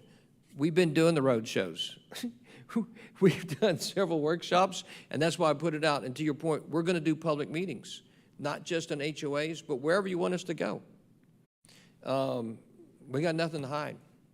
I will tell you that it makes, and everybody in this room, I think, already knows the answer to the question. Anybody listening, you don't disclose property, potential property, before you acquire it. That is never a good plan. And not only does it escalate the cost, it escalates the problems behind it. We are asking for trust as your elected public leaders. I will tell you, that is true. There is a level of trust that's being asked by this group of people. And we recognize that there's a level of cynicism in our community, in our country, that impacts all of us. And that what we're asking is, hey, we're telling you the truth. And look, we're just common residents, just like you. That's all we are. And we're not trying to pull a fast one on anybody. I can promise you that. Nobody up here has the great ambition of, let me pull a fast one over my fellow residents. I'm running for governor, or I'm running for state senator, or I'm running for judge. Everybody up here is a committed fellow Roswell resident that just wants to do the right thing. You may disagree. That's part of what we do. We disagree with one another. But I think as we disagree, how we disagree is important. That's all I got. So, Councilmember Palermo, you have Councilmember Hills? Yes, ma'am. Thank you. If we could revisit the public safety one more time, Mayor and Council, I would like to add something, maybe with the help of Mr. Davidson, regarding Fire Station 28. Since that one doesn't exist yet, if there's a way we could word that once we're into addressing Fire Station 21, 22, 23, and 27, if funds remain, that we would go after something there. As it stands, and Mr. Palermo has already, Councilmember Palermo has already stated Fire Station 21 has slow response times due to its location. We also have that issue with Fire Station 27, which sits right on the property line, on the county line. So once we address those issues that are crucial, serious issues right now, is there a way that we could word that? And maybe Councilmember Palermo, have you got something you I'm want to just add? wondering, to be consistent with our thought process on the parks one, just update number 5 to possibly construct a new Fire Station 28. Notice we're not adding possibly anywhere else. And thank you for Councilmember Hills bringing up, because I remembered the slow response times of Fire Station 21, which is why I was saying relocation and replacement of Fire Station 21. But great point for Fire Station 27. It would be the same thing, relocation and replacement of Fire Station 27. Okay, so Michael, you want to, Ryan, are you writing this down? All right. So on number 5, you want to replace it with the language of? Possibly construct a new Fire Station 28. Okay.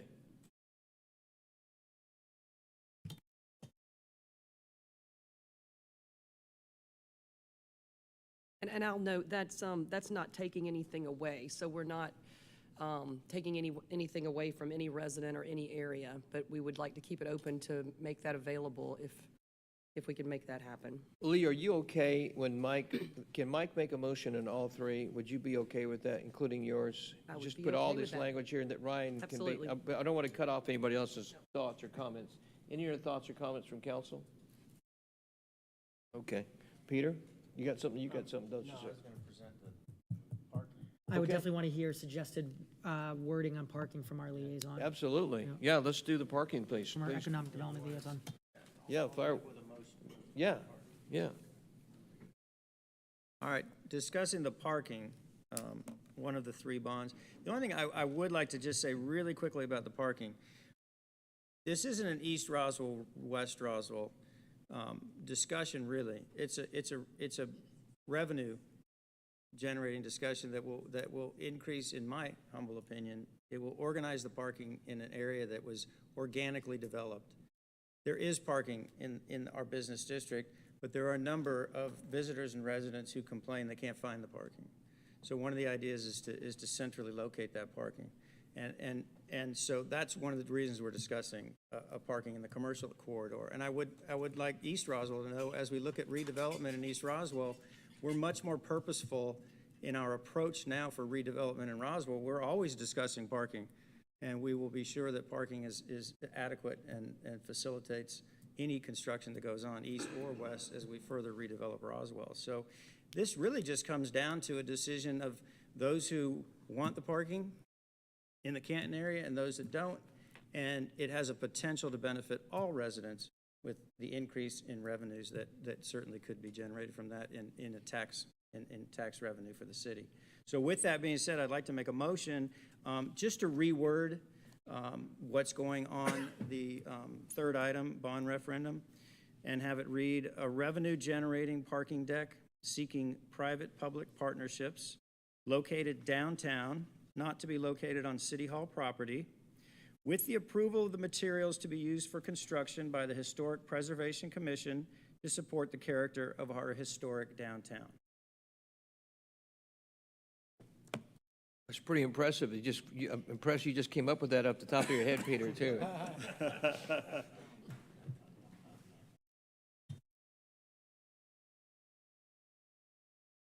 Yeah.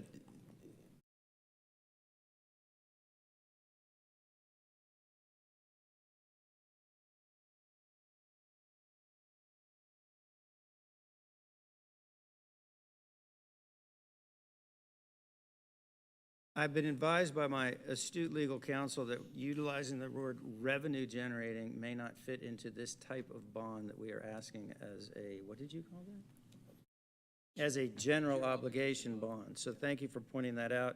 And so we will strike revenue generating.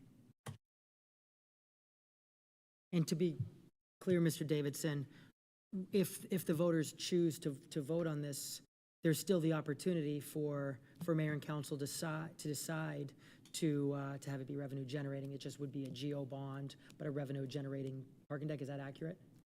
That's accurate. You would be paying for it through property taxes, but you could get revenue from it. Thank you. Okay, so David, just to bring some clarity to that, this is a general obligation bond, ballot question 1, ballot question 2, ballot question 3, or something called general obligation bonds. So in the language, you have to be very clear that you are not creating a revenue generating source as part of the question. Is that correct? you're not paying for the deck with, or paying for the bonds with the revenue you receive from the deck. So you are paying for the deck with the property tax increase. Right. Now, you can charge for parking in the deck, but you're not using that money to pay for the deck. So the language into Peter's recommendation here needs to say what exactly? You can leave out the revenue generating part of it. Okay. You can still charge. That's a separate question to be decided at a later time. Correct. Okay, very good. All right, so Councilman Palermo, I'm putting the burden on you to restate ballot question 1, 2, and 3 with your amendments. So I'd like to motion to move this forward as our list of descriptions, these 3 pages that were shown by staff with the following updates. On page number 1, row number 8 and 9, the word possibly will be inserted right before includes transition. And then item number 17 will be updated to say provide funding towards bike ped master plan and the sidewalk gap matrix. And also update to row 10, which would be, I believe includes the replacement or rehabilitation. Yeah, and/or rehabilitation. And/or rehabilitation. So those are the updates to page 1. Ryan, we good on those? For page 2, update row 1 to be relocation and replacement of Fire Station 21. Row 5, is that correct, sir? Which one? Row 1. Row 1. And then What's the row language on that? I'm sorry. relocation and replacement of Fire Station 21. Is that what we wanted to say? I apologize. Councilmember Hills, is that right? Yep. With the word replacement, it could include relocation. That was Councilmember Hall's question. Oh, so I know it covered it. Here's the thought process is as we're going through the roadshow and we're getting this out to the public, there's of course going to be the big question, why? And the big part of row number 1 and row number 4 is because of response times with Fire Station 21 being so north, Roswell serving south, and Fire Station 27 being so far east that it's on the border. And so that's why there was the thought process of making it clear it's relocation and replacement because of these slow response times. On number 1 and number 4? That's right. Okay, that makes sense. So number 1 and number 4 is relocation and replacement. And then row number 5 is updated to possibly construct a new Fire Station 28. Those are all the updates to page 2. Ryan, we good? Yes. And then for page 3, row 1, to be updated with Councilman Vanstrom's words, which removed okay. So here are the words. So instead of just saying public parking deck, a conveniently located public parking deck seeking private-public partnerships located downtown, not to be located on City Hall property, with the approval of the materials to be used for construction by the Historic Preservation Commission to support the character of our historic downtown. Thank you, Councilmember Palermo. Outstanding. So motion to change the language in the presentation of the 3 bond questions has been made by Councilmember Palermo. Is there a second? Seconded by Councilmember Hall. So all in favor of the aforementioned amendment of questions, change of language in the 3 bond questions submitted this evening by Councilmember Palermo and seconded by Councilmember Hall, please raise your hands. And that motion passes unanimously for the change of language. Thank you very much. Okay, thank you guys for a very lively discussion on the discussions of the projects for the 3 bond referendums. And as said earlier, we will be out and about to come see you in a neighborhood near you to talk much more about these. The third item on the mayor's report is the approval of a resolution to amend the Downtown Development Authority, i.e. the DDA appointment policy. Councilmember Vanstrom, would you take the lead and start explaining this to us, please, sir?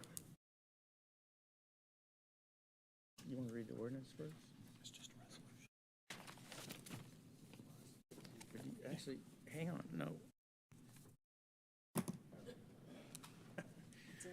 No, we have a development of, Downtown Development Authority that is one member shy, and we have an appointment process for the city council to appoint a new DDA member. That appointment is dependent, at this time, it cycles around for each council member to make the appointment, and we don't have anything in our statutes or rules to accommodate an absentee of a council member.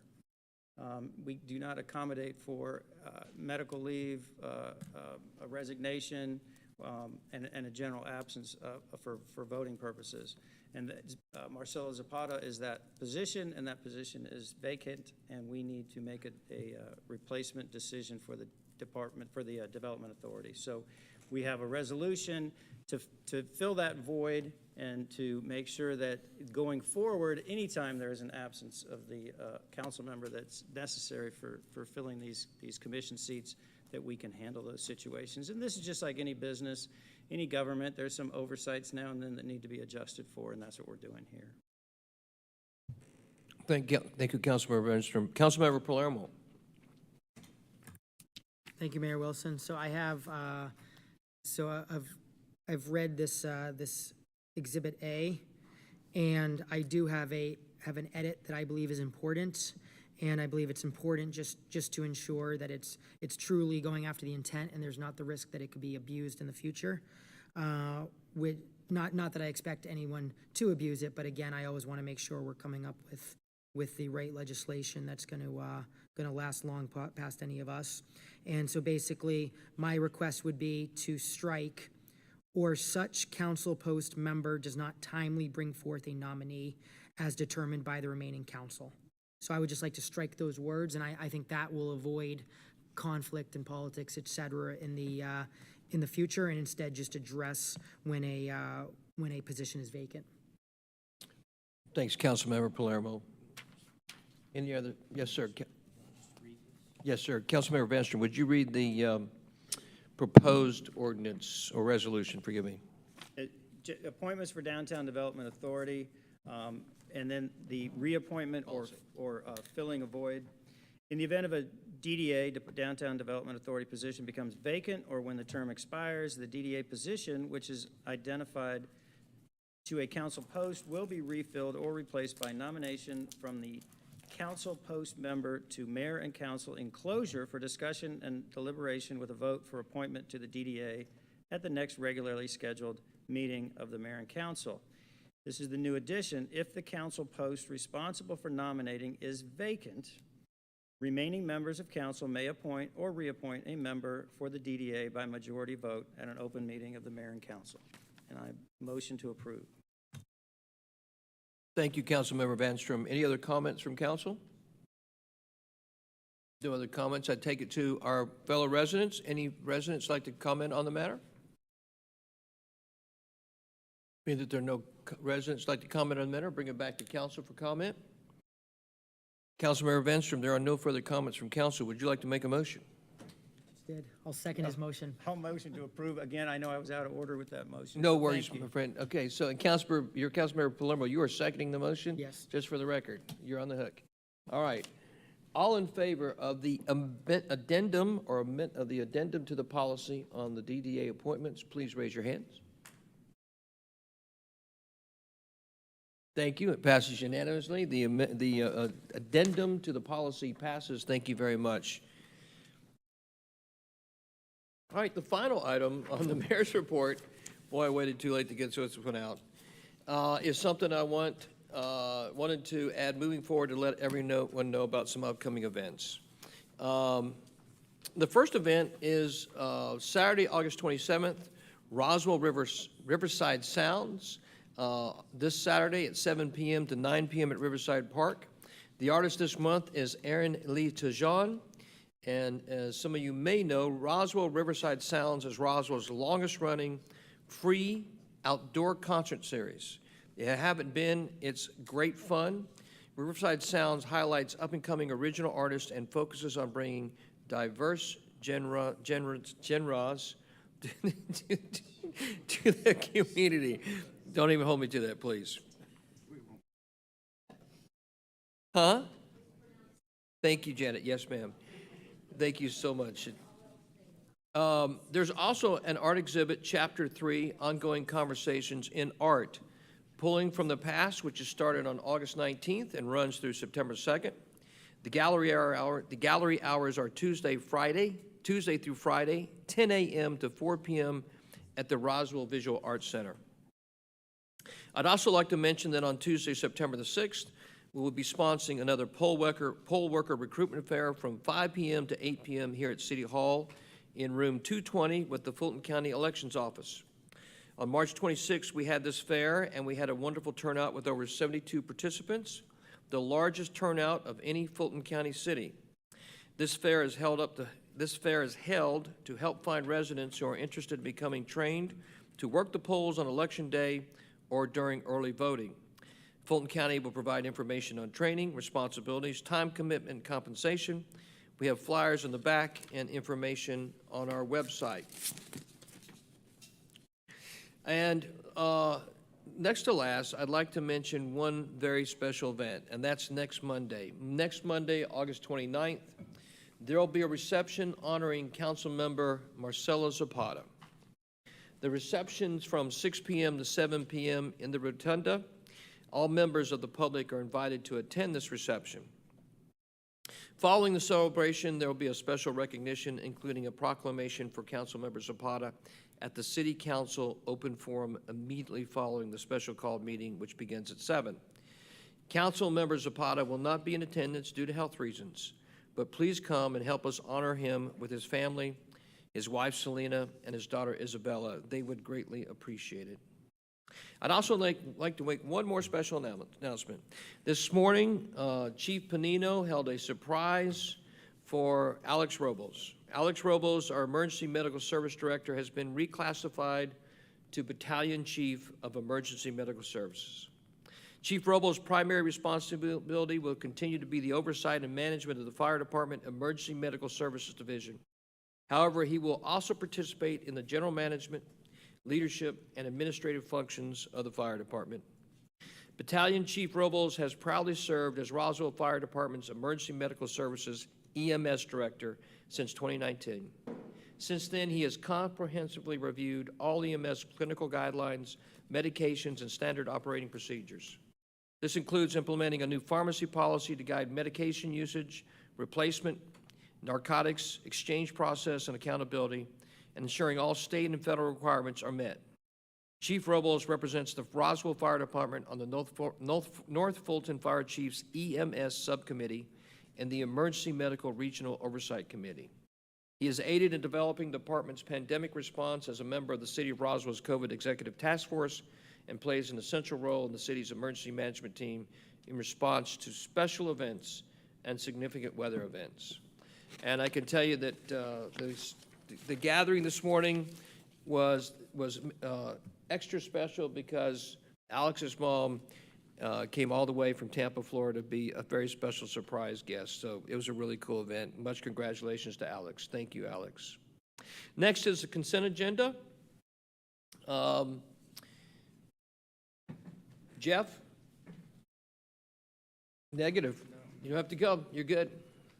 Does council have any questions or comments regarding this item or any item on the consent agenda?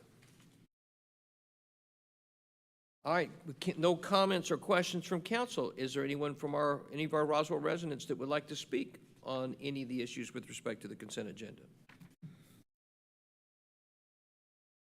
Being that no one from our public that wants to speak on the consent agenda, I bring it back to the council for any additional comments or questions since you spoke so long on the last time.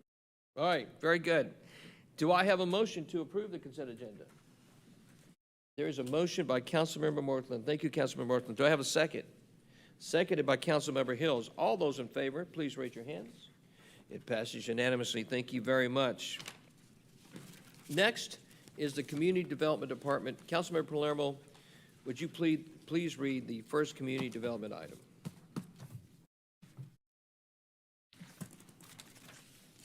Thank you, Mayor Wilson. Item number 1, approval of rezoning request RZ 2022-3081 from IL Industrial Light to IX Industrial Flex to allow for electric vehicle sales located at 950 Sun Valley Drive. Ms. Martin, Ms. Bromberg, good evening. Sorry, we are looking for the clicker. Okay. Good evening. Okay, as Councilmember Palermo read, RZ 2022-3081, 950 Sun Valley Drive, rezoning from light industrial to industrial flex. Here's the timeline, submitted in July, neighborhood meeting and planning commission on August 16th, and tonight here at council. The aerial map shows the location. This map indicates 2 parcels. It has been combined into 1 parcel. This zoning map shows that it's currently zoned light industrial. Civic below it to the south, which is Green Lawn Cemetery. The red at 11085 is the Honda dealership, and there are auto-oriented businesses at 900 and 1000 Sun Valley. The future land use map for the 2040 comprehensive plan is industrial flex, which supports this zoning classification. Supports both IL and IX. This is the plat that was just recorded this summer. You can see it's 1 parcel with an existing structure on it. Here is the site plan that shows the current parking arrangement. And for the site analysis, you can see there are 3.506 acres. The existing 1-story building, which may be slightly inaccurate, 130 spaces. They are not requesting any variance. Staff recommends approval of the rezoning from IL to IX with the following conditions. 1, vehicle sales shall be allowed on this property. 2, the loading and unloading of vehicles shall be done on the subject property. The loading and unloading shall not be done on the street. We did go to Planning Commission last week. There was a motion made to recommend approval with staff conditions. No majority vote was reached, and therefore the motion did not pass. The applicant is here. Do you have any questions? Yeah, does council have any questions or comments for staff? Thank you very much. All right, so would the applicant please come forward to present?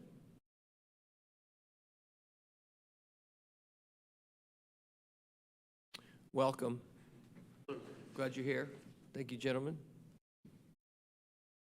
Yes, Mr. Mayor, members of the council, my name is Joseph Mattarella. I represent the owner of the property 950 Sun Valley LLC, which is seeking to rezone its property at 950 Sun Valley Drive from light industrial to industrial flex as discussed.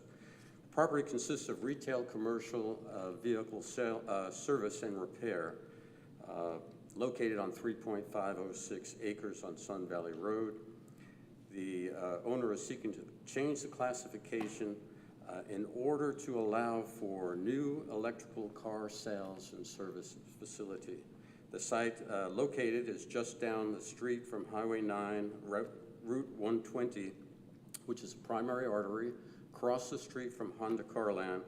The property is also within 1 mile of State Route 92, State Route 140, Mansell Road, and other primary arteries.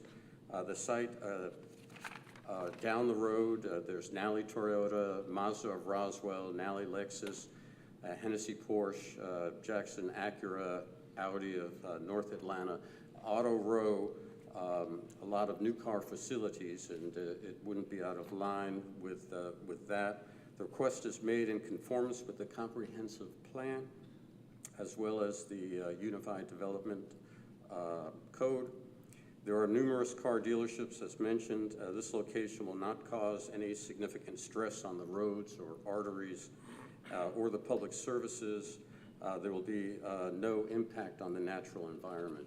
Last week, there was no neighborhood objection to the plan, and we respectfully request that the zoning amendment be made to conform to the new car dealership.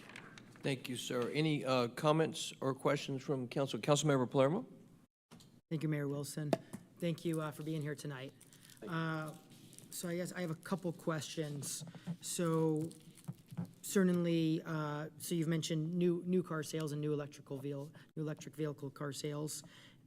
What's the plan and the expectation from a used car standpoint on the percentage that you see being the new ones versus used? I just want to understand kind of, you know, that the focus definitely is on new electric versus potentially a lot of Yes, used. thank you for that question. It is a new car sales facility. Associated with new car sales facilities are always trade-ins and pre-owned vehicles, and I assume that there will be some pre-owned vehicles, but the primary source is a new car dealership. Okay, so the primary source is definitely a new car dealership. Yes. Thank you. So that's one question I had. And then just in general, what I wanted to share is, so with this request to go from IL to IX, so within IX, I certainly understand the reason, just that for new car sales, of course, that's in the IX, that's not in the IL, so that certainly makes sense. And just what I wanted to share is I think there certainly is the potential that potentially for new car sales, that could make sense right here. However, with a lot of the uses that are within the IX, there's a lot of uses that would give me concerns. And so that's where what I'd want to certainly discuss if this council does choose to approve, that I'd want to discuss a approval that it does have limits in the sense that it's purely focused on new car sales and not, for example, let's see, there's a number of things.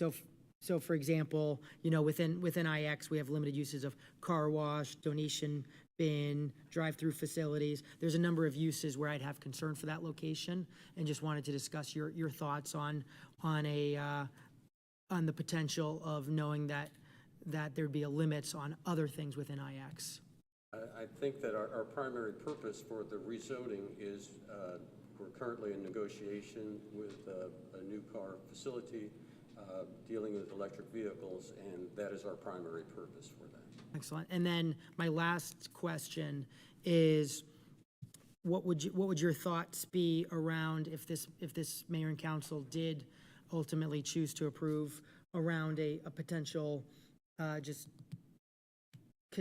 you know what? I'm going to look through more of these. Mike, can I ask you a question? Yeah, sure. Based upon the request for this zoning piece, if this was a high-end electrical vehicle dealership that sold new cars overwhelmingly and improved the value of the property, would that be within the framework of what you would be looking for the city? I'd say I'm looking for just appropriateness and following the intent of our code. What I'd say is, I think potentially what you described, I think does fit in with the character of the area. I would just want to make sure that we're not rezoning it to things that would not fit it in to the character within the code. Like, for example, a telecommunication tower, you know, a adult care center. So that's just what I look. Because to give you some background, there's been a number of rezonings over the years where often what we do is we would limit the uses that would be inappropriate for that area. Thank you. Our primary purpose is a new car dealership. We have the owner here. He's in the car business and has been for quite some time. Would you like to speak? Sure. My name's Buck Woodruff. I've operated Honda Carland and owned other properties around Roswell since 1974. And thank you for letting me speak about this improvement to the property that I've owned about 20 years. I previously used it for about 2.5 years while I redid Honda Carland itself at the cost of $15 million. The improvements to this building that's been there for a long time, I think 1969 it was built, is absolutely beautiful. This will be the highest priced electric car offered in Atlanta, Georgia ever. Franchise. I'm not the dealer, I'm just the landlord. They're factory direct. I'm under obligation and signature not to reveal who it is. I don't blame them, but it's going to be drop dead good looking. Be very proud of it, so will I. Their lease is long term. It's 35 years. 35 years. Councilmember Vanstrom. And thank you for being a great part of the community, by the way. Pardon me? Thank you for being a great part of the community, by the way. Well, thank you. We appreciate you being here and look forward to your new, Good for each your other new, for a your long new time. project. Sounds very exciting. Lenore, can I ask you a question? Describe for me what if we just put conditional use on all the rest of the IX, does that have to then come before council if anything is different besides vehicle sales leased new? Just to make sure I understand what you're saying is the other uses that are currently permitted or limited, you would make conditional? Yes, if we did that, then that leaves the opportunity for anybody who's looking at that property in the future to come back also, who might purchase that if this doesn't work out. Correct. And it also would allow us to make sure that we are looking at a new car service at that site. That's what that would do, yes, sir. I do want to say for the record that this particular applicant has owned the property for how long? Since 1974. Since 1974. So just Going for on 50 years. Yeah, for the record, this applicant has owned the property for 48 years. And so there are times where we are dealing with speculation, which is a part of the marketplace, and there are times we're not. This is somebody that's already significantly invested in the community in a very significant way, and is looking for us to say, hey, can you change the zoning so I can put a brand-new electrical car dealership on my piece of property that I own in an area where you already have a bunch of other car dealerships? That's basically what's being asked. I might add, at a high cost per unit, it's low volume. No, may I? Yes, sir, Councilmember Vanstrom. 100% support, but there has been in the past in Roswell, sometimes when things didn't quite fall the way they were anticipated, and that's what Councilman Palermo was bringing up and trying to address. I fully understand. And so I think you can appreciate that, and that's what our conversation is. And so you could go with however much you want to go further with that, Mike. Councilmember Hall. Thank you, and thank you for the great discussion and informing us on what the plans are. I just wanted to note that we do have IX just down the street across Sun Valley Drive from Walmart, across Walmart and I guess catty corner from the Lexus dealership there. Is that right, that IX is already in the area?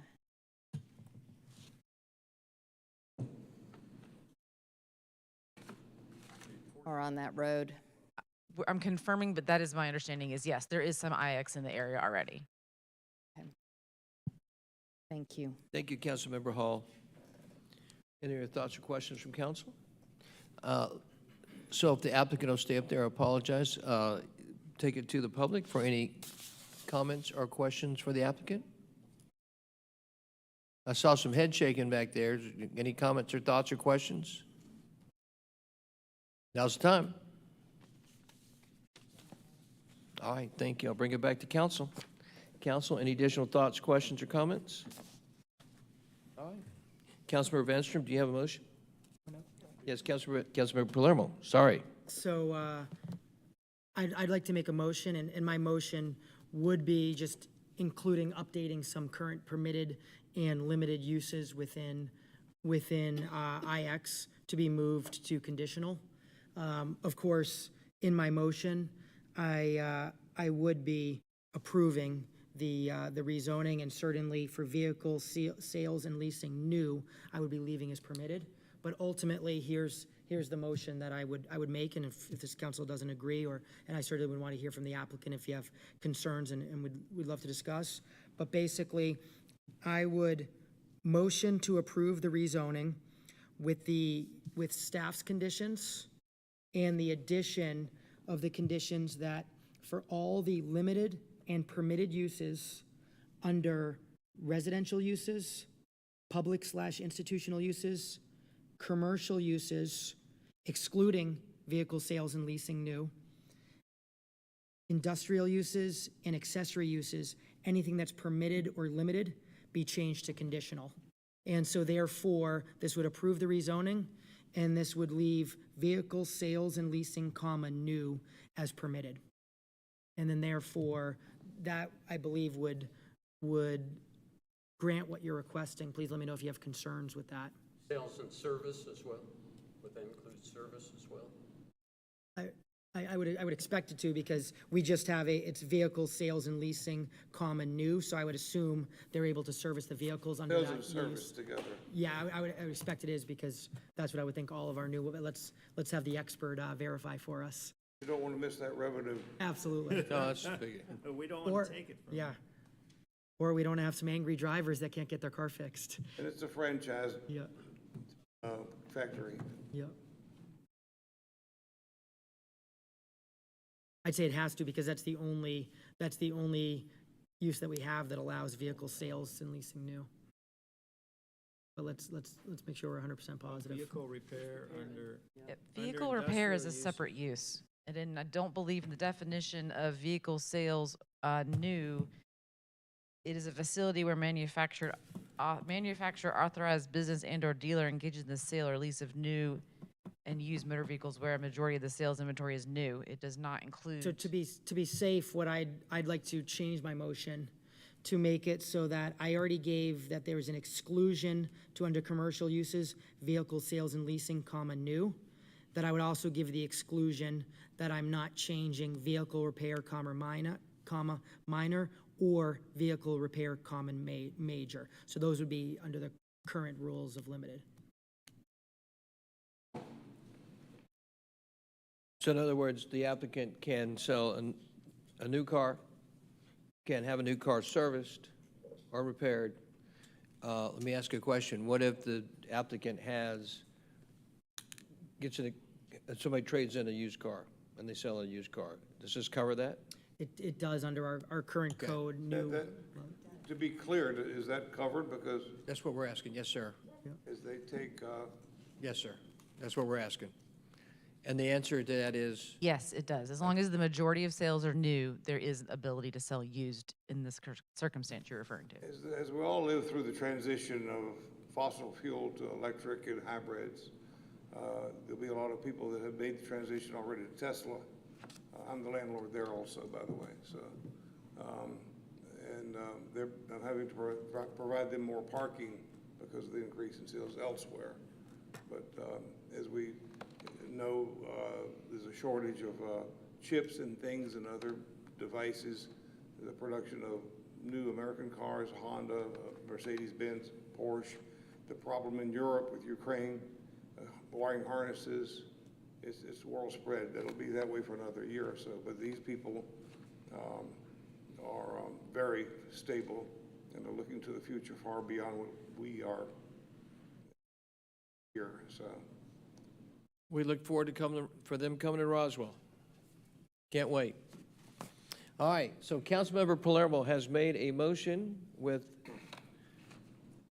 2 conditions or 3 conditions? 3 conditions. 2 from staff, 1 added from me. Does that cover everything? All right, 3 conditions, 2 from staff, 1 from Mike. And we'll make you read the whole thing again. No. So have you got it clarity? Can you kind of just give it to us in a spitball so we get it all, so we have this clear? The motion would be to approve the rezoning from I to X with the 2 staff condition, which includes vehicle sales shall be allowed on the property, and then the loading and unloading of vehicles shall be done on the subject property and not on the street. And then the third one would be that the items listed in the use table for IX that are listed as limited or permitted would all be conditional. The exclusion of vehicle sales and leasing new would be permitted, and the vehicle repair major, it's currently listed as limited. I'm assuming it would be left as that, or do you want to change it to permitted? I would think it's limited, which is the way it works for Honda Carland and every other new car Correct. shop. Yep. Very good. So a motion's made by Councilor Palermo with 3 conditions to the approval of the rezoning request. Is there a second? Seconded by Councilmember Hall. All in favor of the rezoning request with the 3 conditions, please raise your hands. It passes unanimously. Thank you very much. Congratulations. Thank you, sir. Thank you.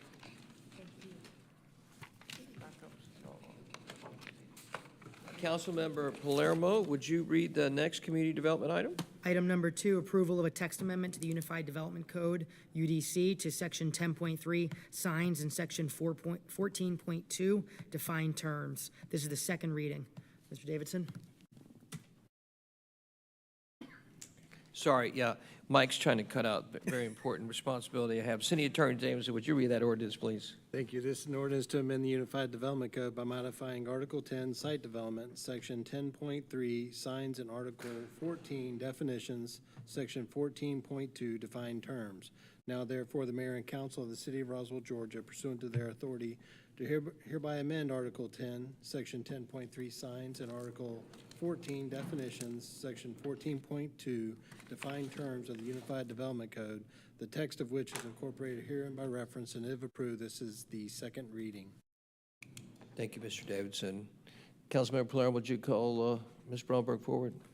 Bromberg, please. Good evening. This is the second reading, as Mr. David has described. I do have some additional information I'll be sharing with you this evening. This is for section 10.3 signs. It also includes some changes to 14.2 defined terms. Timeline is this was initiated by council in June. Planning Commission was in July. Your first reading was on August 8th, and tonight is the second reading.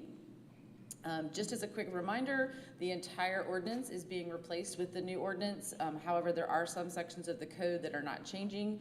The new numbers, 10.3.1 through 10.3.15, are new, and then we've renumbered the sections of the code that were pre-existing to 10.3.16 through 10.3.42, which actually led to some of the comments that I'll make this evening regarding some of that numbering. And then for 14.2 defined terms, there are some duplicative terms that were in Article 14 that are now included in Article 10.3. So we're recommending those to be removed from Article 14. So the recommendation by Planning Commission was with the following conditions. Number 1 was to move a section letter E in its entirety and letter F number 1. This is regarding single-family residential district signs, dealing with real estate signs both on and off site. Moving those from section 10.3.22, where they did require a temporary sign permit, to 10.3.1.6, where they do not require a permit. There was an additional item that the Planning Commission recommended. Mayor and council during the first reading chose to only move forward with number 1. Staff has some additional changes that we would like to recommend as a part of your approval tonight.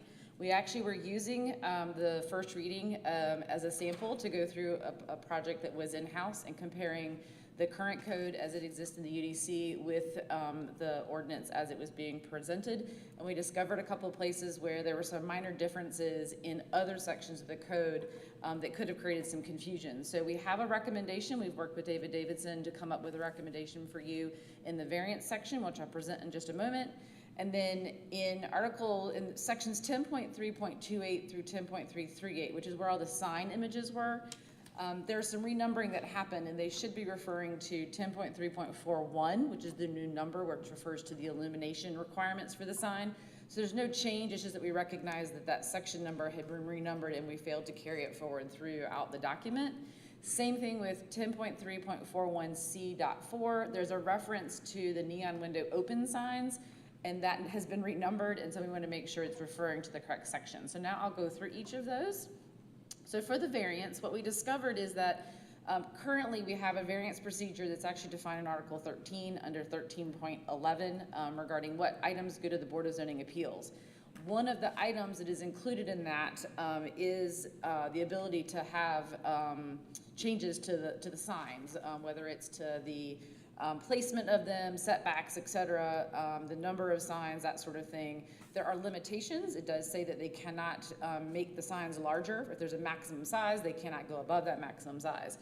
So working with David Davidson, what we decided would be the best thing to do is that for limitations, the Board of Zoning Appeals shall be allowed to grant variances where a hardship has been demonstrated only as to setback, building material, and as provided for in 13.11.7. So this would basically allow them the opportunity to continue processing variances to signs as they do today. But as you see in the standards, letter D, there's some additional language that we've added regarding the conditions that must be met in order to do a sign setback variance. So the second part of the recommended change is that under standards, such as letter D, a variance shall be granted in accordance with section 13.11. A variance to sign setback shall only be granted if one of the following conditions is met. And this is regarding topography, which basically makes it impossible to meet the setback requirements, and or that the natural features in the lot which the sign is located is causing some issues where we need to be able to move that sign in order for it to actually be seen. The next section is for 10.328 through 10.338. There's a number of tables that are included in those where any reference to illumination and the kind of illumination or the fact that no illumination is allowed. Right now it refers to 10.3.24. They should all read 10.3.41. The wall sign is the example I have on the screen in front of you. There at the bottom, number 6, the wall sign can be externally or internally illuminated. In accordance with the correct number is 10.3.41 as shown and blown up on the right side of your screen. In addition to that, in 10.3.41, letter C paragraph, or number 4, there's a reference to the neon window open signs. These are signs that do not require permits, but there's a reference to those. It currently reads 10.3.7E2. The correct number is 10.316E2. And I'm showing that markup there on the bottom of the screen just so you can see where that is. I'm happy to answer any questions you may have. Thank you, Lenore. Council, any thoughts or questions or comments for Lenore? Thank you, Lenore. Anybody from the public that'd like to ask before you sit down, Lenore, because there's a long line of people that want to come up and talk to you. Anybody from the public that like any comments or questions for Lenore? Being that there is nobody from the public that'd like to speak on the matter, I bring it back to council. Any other thoughts, comments, or questions? Being that there are none, Councilmember Palermo, would you like to make a motion on the second reading? Motion to approve the second reading of the approval of text amendment to the UDC to section 10.3, signs, and section 14.2, defined terms. Thank you, Councilmember Palermo. Yes, Lenore, yes, ma'am. Would you like to include all the additional changes staff recommended? Yes, absolutely. Thank you. Thank you. So that is, Councilmember Palermo, you're making a motion with the staff suggestions, correct? Right. Is there a second? Second. Seconded by Councilmember Hills. All in favor of passing this ordinance with the staff suggestions, please raise your hands. Passes unanimously. Thank you very much. Thank you, Lenore. Item number 3. Councilmember Palermo, yes, sorry, go ahead. Thank you. Approval of the text amendment to the UDC. Parking on site. This is the first reading. Yes, City Attorney Davidson, would you please read the ordinance? Thank you. This is an ordinance to amend the Unified Development Code by modifying Article 9, accessory uses, Section 9.7.20, parking on site. Now therefore, the mayor and council of the city of Roswell, Georgia, pursuant to their authority, do hereby amend Article 9, Section 9.7.20, parking on site of the Unified Development Code, the text of which is incorporated herein by reference, and if approved, this is the first reading. Thank you, Mr. Davidson. Councilmember Palermo, would you please call Department Head Jason Gaines forward? Mr. Gaines, please come forward.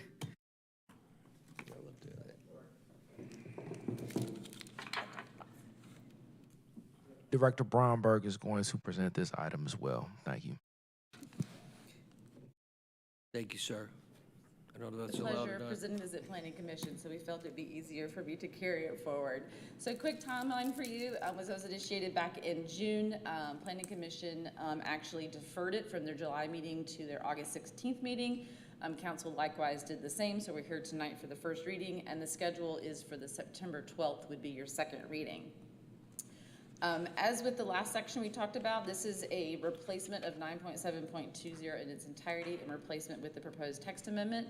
This will address where commercial vehicles can be parked in each zoning district, and it is discussed in residential and then commercial mixed use, historic downtown, or office are grouped together. When the item was taken to Planning Commission the first time, there was some questions that were raised regarding some of the definitions that were used. And so as a part of our research and presenting to the Planning Commission last week, what you see strike through and marked up on the next couple of slides is the recommendations that staff brought forward to them for their consideration. And the first is that obviously we're defining parking as providing on-site to serve our principal use of the site. When we're specifically referring to the definition of a commercial vehicle, what we've opted to do is refer to a commercial vehicle as defined as any motor vehicle licensed by the state as a commercial vehicle. And I'll take a moment to explain why we did this. First of all, the model ordinance, or the one that was chosen as a go-by when Mr. Davidson was originally putting this together, was a county ordinance. They used a similar definition, but they also had some other extra terms and things they were using. So to simplify it, we had used the federal motor carrier regulations, which is very specific about how much it can weigh, how many people it can carry, and it's what's used by the state of Georgia to be able to define whether it's a commercial vehicle or not. But it also can be a little overwhelming and a little confusing to start trying to read all that code, which I have if you want to see it, but I won't bore you with it. So in looking at that, one of the things that the Clayton County ordinance referred to was, what does the state define as a commercial vehicle? And just to read a couple of examples through the frequently asked questions that you would find either on the Department of Public Safety or on the Department of, it is still Public Safety, there's another one. The Georgia Department of Revenue and their Georgia Trucking Portal, the commercial vehicle is typically used for transporting goods or passengers. And another terminology that is used by public safety is that it is used as a part of a business, including a nonprofit organization. So there is a weight related to it. So if it's over 10,001 pounds, GVWR is a terminology that is used. This is referring to the gross vehicle weight rating. All vehicles have them. They are thrown into different classifications, and then based on that classification is whether or not the state requires it to have a commercial registration. There is in-state registration, there is international registration if you cross the state line, so there's a lot of very rigorous things that a commercial vehicle would have to go through. The interesting thing about this is that you can have a vehicle that weighs over 10,001 pounds, but it's not classified as commercial because you just use it personally to drive because you like to have a very large vehicle. There are probably some limitations once you get over the 26,000, I believe it is, pounds. It throws it into a whole nother category, and it's a lot less likely to be able to get an exemption, if you will, to be used as a personal vehicle. So this is the reason why we fell to this, because we feel like there's a very easy process to look and see whether or not that vehicle has been registered with the state of Georgia. They usually have a special tag on the back of them, which makes it pretty easy to identify. Otherwise, it's going to have a regular license tag or a specialty tag, and it would be a personal use and therefore be exempt from that commercial vehicle status. On the next slide, the other thing that was creating some issues was specifically referring to in residential zoning districts, the parking of the following commercial vehicles are permitted. So in other words, if it is a commercial vehicle, but you drive it to your job every single day and it is your work truck that you drive or whatever that vehicle may be, you would be allowed to drive it and park it in your driveway in a residential area. In addition, if you've got a commercial vehicle that is parked temporarily in conjunction with some work you might be having done at your home, that would be allowed as well. And then if you have a home occupation business license and the vehicles associated with that, then there would be an allowability for that vehicle to be associated with parking there. So as a part of the recommendation, one of the things that had been listed in there was this limitation on the 1.5 ton carrying capacity. It also generated a lot of questions. It's not a term that's actually industry used at this moment as much as it used to be. So we just recommended it be removed and use the commercial vehicle status alone. So if it's registered, but you're using it for your work driver back and forth, you're exempt. However, if it's not your regular driver, it's just a commercial vehicle, then you would not be allowed to park it there if it reaches that registered classification. Continuing on, this goes through the requirements for commercial, mixed use, historic downtown, or office zoning districts. Essentially, it states that you're not allowed to park your commercial vehicles in those zoning classifications unless they're engaged in loading or unloading activity where the driver is present and therefore is there in charge of the vehicle, or if it's owned by the business where it's located. So if business A has their own commercial vehicles, they are allowed to park those vehicles on their property in their parking lot. Next is continuing on with that same district. This is regards to the operations. So if the business on the property is conducting operations and the vehicle is being used in conjunction with those operations, then they are allowed to be located there on that property. And then the, go back one, please.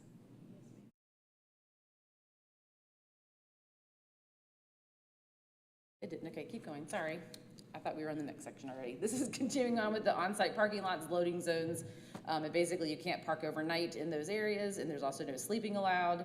And then number 3 is the provision for subsection C that you're not allowed to, that does not apply to properly zoned rental. So if you have a truck rental company leasing for sale, those trucks can obviously park on that lot. And the last is for, this section is for hotel and motel lots. This does allow for if the operators are guests of that hotel, they can stay overnight as long as they've got the trucks actually parked in a designated parking space. If it's a tractor trailer, only the cab of the tractor trailer is allowed in the hotel or motel parking lot. And then there are designated spaces that should be provided pursuant to this subsection, which will then allow them to prohibit from acting as a routing agent for those vehicles. And then this is for the industrial zoning districts. They may be parked overnight as long as there's actually a business associated with it. If it's a vacant property, then it would be prohibited to park there. Just for you to have a point of reference and talking about the different classifications and have an idea of what some of those vehicles are, and also what generated some concern for Planning Commission when talking about what these classes meant. All of the class 1, 2A, and 3 2A and 2B are not classified typically as commercial vehicles. You'll see that they have green numbers in that max GVWR column. That's because those are all under 10,001 pounds. In these particular cases, those class 3s are all over 10,001 pounds. However, if it is a personal use, it wouldn't be classified as commercial. If it is a business use registered as commercial, then there's those exemptions that we talked about for the residential areas. On August 16th, Planning Commission did hear this item. They did recommend approval with the text changes that I've presented to you this evening, but they've also asked that you consider having staff explore a permitting process for class 3 and above vehicles and define vehicles which would not be allowed to park in the residential areas. Their reasoning behind this was concern that you may have someone who has a commercial vehicle, but it's not their work truck, they have to drive back and forth, and they felt that there was a potential that there would be somebody who happens to have a large truck, maybe for towing a boat or some other type of thing where it's not something they use on a regular basis, and they were concerned about them being excluded from being able to park there. Based on the research I've continued to do since that meeting, I don't believe that would be the case. I believe that it would not be commercially used, therefore it wouldn't fall under that commercial classification based on looking at all the applications and to look for the questions they were asking. So staff does recommend approval of the text amendment with the recommended text changes that were presented to Planning Commission and to you tonight. And we defer to you if you would like to consider the permitting process that Planning Commission recommended. I'm happy to answer any questions. Thank you, Lenore. Council, questions? Yes, sir. Councilmember Palermo. Excellent. So first of all, thank you for that presentation. I think Planning Commission has done a good job in kind of thinking about this, and also actually more importantly, I actually really like that they're giving us a recommendation. I'm not actually saying whether I need to think about it more and understand it more, whether I have a position on whether or not staff should explore this, but nonetheless, I like the way Planning Commission is kind of just thinking, giving potential recommendations here for things for us to think about. My specific question to the actual language within this first reading is I'm thinking about enforceability. And so, for example, with the tractor trailers being in say hotel, motel lots, et cetera. And what I'm wondering is, would it assist in enforceability if we had something in here that specifically also said the generator could not be on or something along those lines? I'm not saying I think that's a good idea or a bad idea. I'm asking for staff's, opinion and recommendation on that. But I'm just thinking of things to make it easier for police to be able to enforce. Sure, and that may be something you want to consider. I don't know that we've had that as a case, so I can't say whether or not it's something we'd be able to check. It's really been more of overnight and even daytime parking where clearly there's somebody with an 18-wheeler who's off duty, if you will, and so they're parking in a empty commercial parking lot for an extended period of time, which this would prohibit them from doing unless they're there doing business. So that is something to consider. I think that what's covered now, can you go back I think it's gonna be 3 slides. Right there. So this would, if it was a hotel motel lot, we'll use that one as an example. So this is, if they're a customer there, they'd be able to park their vehicle there. If it's an 18-wheeler, the trailer has to be somewhere else. And where they determine that's going to be is either going to be something that's affiliated with the business they work for, the trucking company they work for. I'm not sure what they're going to do. I know people who are in the industry, but they do day driving. I don't know what they do for that long-term driving. So I believe that this covers that, especially since there's this one, and if you go back one more. This is for the commercial downtown historic district office.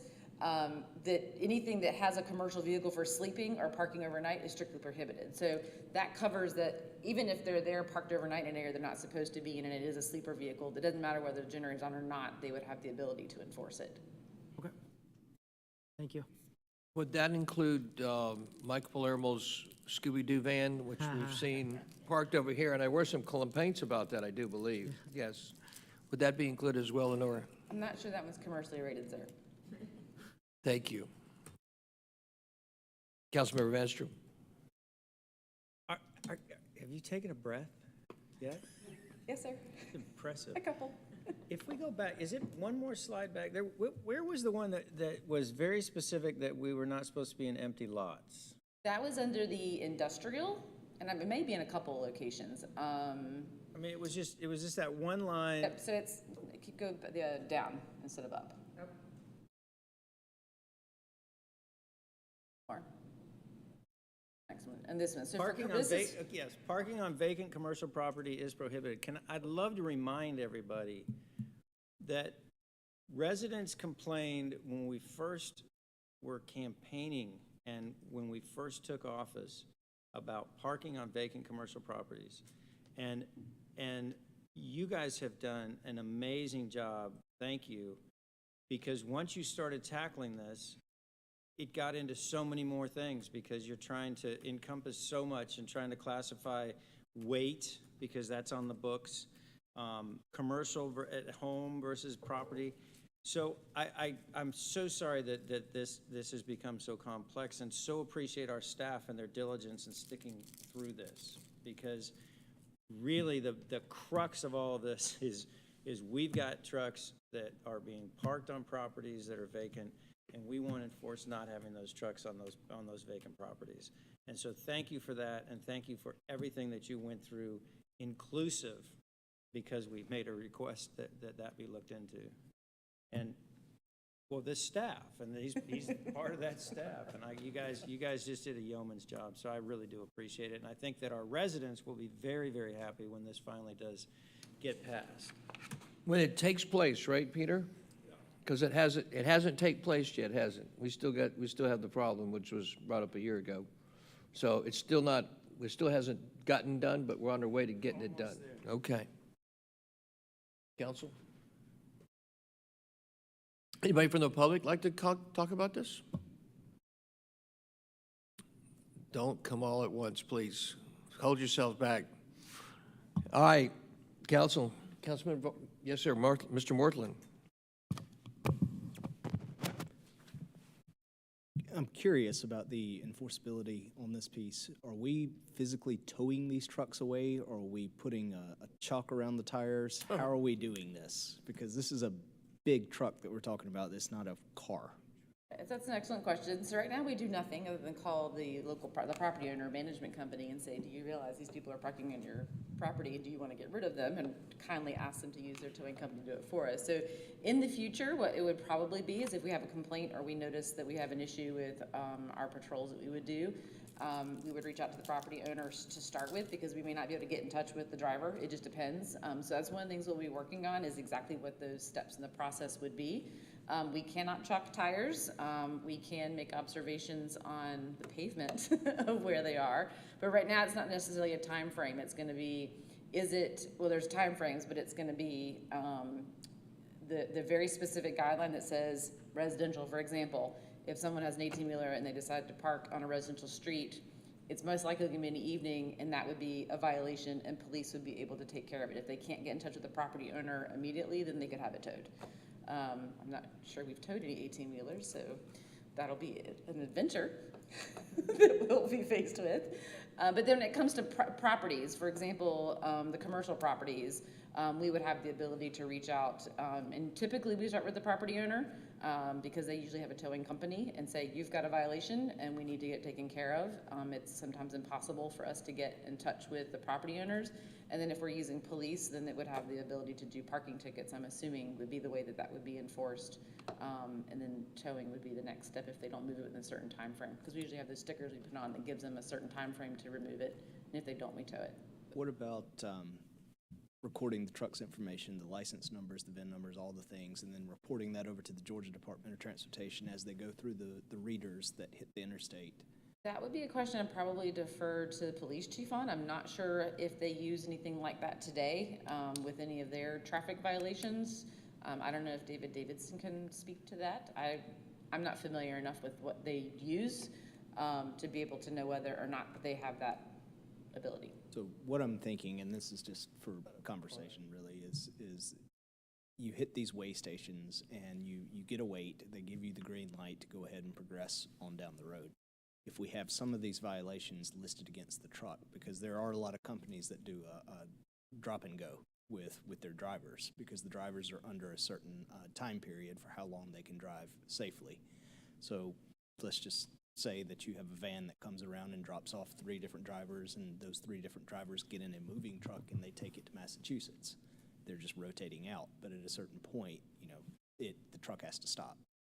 So in some of those instances where we can just be proactive and tag something in the system that would force that truck to stop and address any kind of violation to the city of Roswell for illegal parking overnight is just an idea that I was toying around with. The generator running all night, the only problem with that I see is I know that there are people that sleep in the truck from time to time, even if they do go to a hotel, and the generator runs their refrigerator in their truck. So I don't know if that would be it's a good way of knocking on the window saying, we heard the noise. So those are just my thoughts. Well, at least we have found out your passion now. I do have a question, Lenore. Yes, sir. So this problem came about because of, for example, like the Coles property. Right? A resident said, hey, we're tired of seeing tractor trailers parked here at Coles. And right now it's owned by a REIT. It's in negotiation to sell, I think, potentially. But it could be quite a while. And I'm thinking, if I'm a commercial tractor trailer and I go park there, you're not going to be able to get in touch with that REIT, right? Not practical. So I haven't solved the problem that my residents are talking about, right? I may have put some legislation or some ordinance in play, but how do I practically solve this for my residents who are saying, why do I keep seeing tractor trailers on this piece of property that doesn't look like there's anything going on? And you guys pass this ordinance, and 3 months from now, still got the same problem. How do I solve this?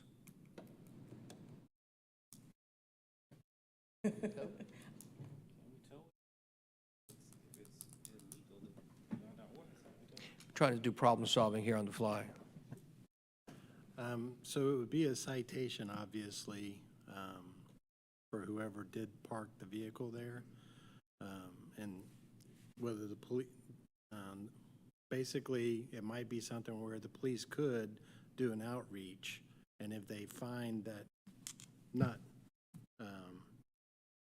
on each occasion, but they get permission from a property owner beforehand, they could actually do an outreach too, and they could say, are you okay if we have people towed from your property if they're parking there illegally? Because a lot of times, like you said, the REITs, they're not going to know that people are parking there even. So there are certain measures that the police could take. Also, as a truck driver, I know you don't want to get any kind of ticket because anything that goes on your driving history will prevent you from working. So it will benefit the city having this ordinance. Will it solve all the issues? Probably not until further down the line when it's redeveloped. But it is one more enforcement tool that the city will have that we have not had in the past. passed. Can we deputize Mike Palermo and Will Morthland to go ahead and do something about this? I vote for Will. Okay. Thank you, Lenore. All right, so let's, council, any other thoughts or questions, comments for Lenore? Very good. And I put it, Councilmember Palermo, do you have a motion, sir? For item number 3, motion to approve this text amendment to the UDC to section 9.7.20, parking on site. A motion to approve this first reading. Thank you, Councilmember Palermo. Do I have a second? Second. Second by Councilmember Portland. All those in favor, please raise your hands. Motion passes unanimously. Thank you very much. We'll now go to the city attorney's report. Mr. Davidson, would you please read the first item on your report? Thank you, Mayor. First item I have is approval of a resolution granting special counsel authority to enter into a joint defense agreement with the City of Atlanta and the City of Sandy Springs, and to file legal actions on the city's behalf as necessary to accomplish the purpose of securing a distribution of the local option sales tax. As the mayor said previously, all 15 cities in Fulton County are in alignment on the loss negotiations. Andy Welsh's firm is representing 13 of those cities. Sandy Springs is represented by another attorney, and the City of Atlanta is represented by another attorney. What this would allow is for everybody, all those attorneys in those cities, the 15 cities, to share information as we need to share information to fight the county, basically. Also, this would allow our attorneys to file any kind of necessary action, like a declaratory judgment action, based on some of Fulton County's early posturing in this matter. It might be necessary to get a judge to rule on Fulton County's interpretation of what the law says, because nobody else believes that's what it actually says. That's the big deal there, is you need a deck potentially, correct, David? Yes, sir. Yeah, you need the ability to provide a deck, and you can't do it unless councils approve it. So That is correct. that's the request. We need your help. We need your authority to approve it so we can, and same with the other cities, so that we have the potential to file a deck against some of the silliness that has come out during the negotiations. And therefore get a clear legal ruling on what the law says in reference to loss. And take out some of the willy-wham of the language that's been thrown out there. That's really what the extent of it is. So, would any council have any comments or questions? Does anybody from the public like to speak on the city attorney's report resolution? All right, thank you. Back to council. I know that, Will, you probably want to go into some depth on this and certainly open up the door.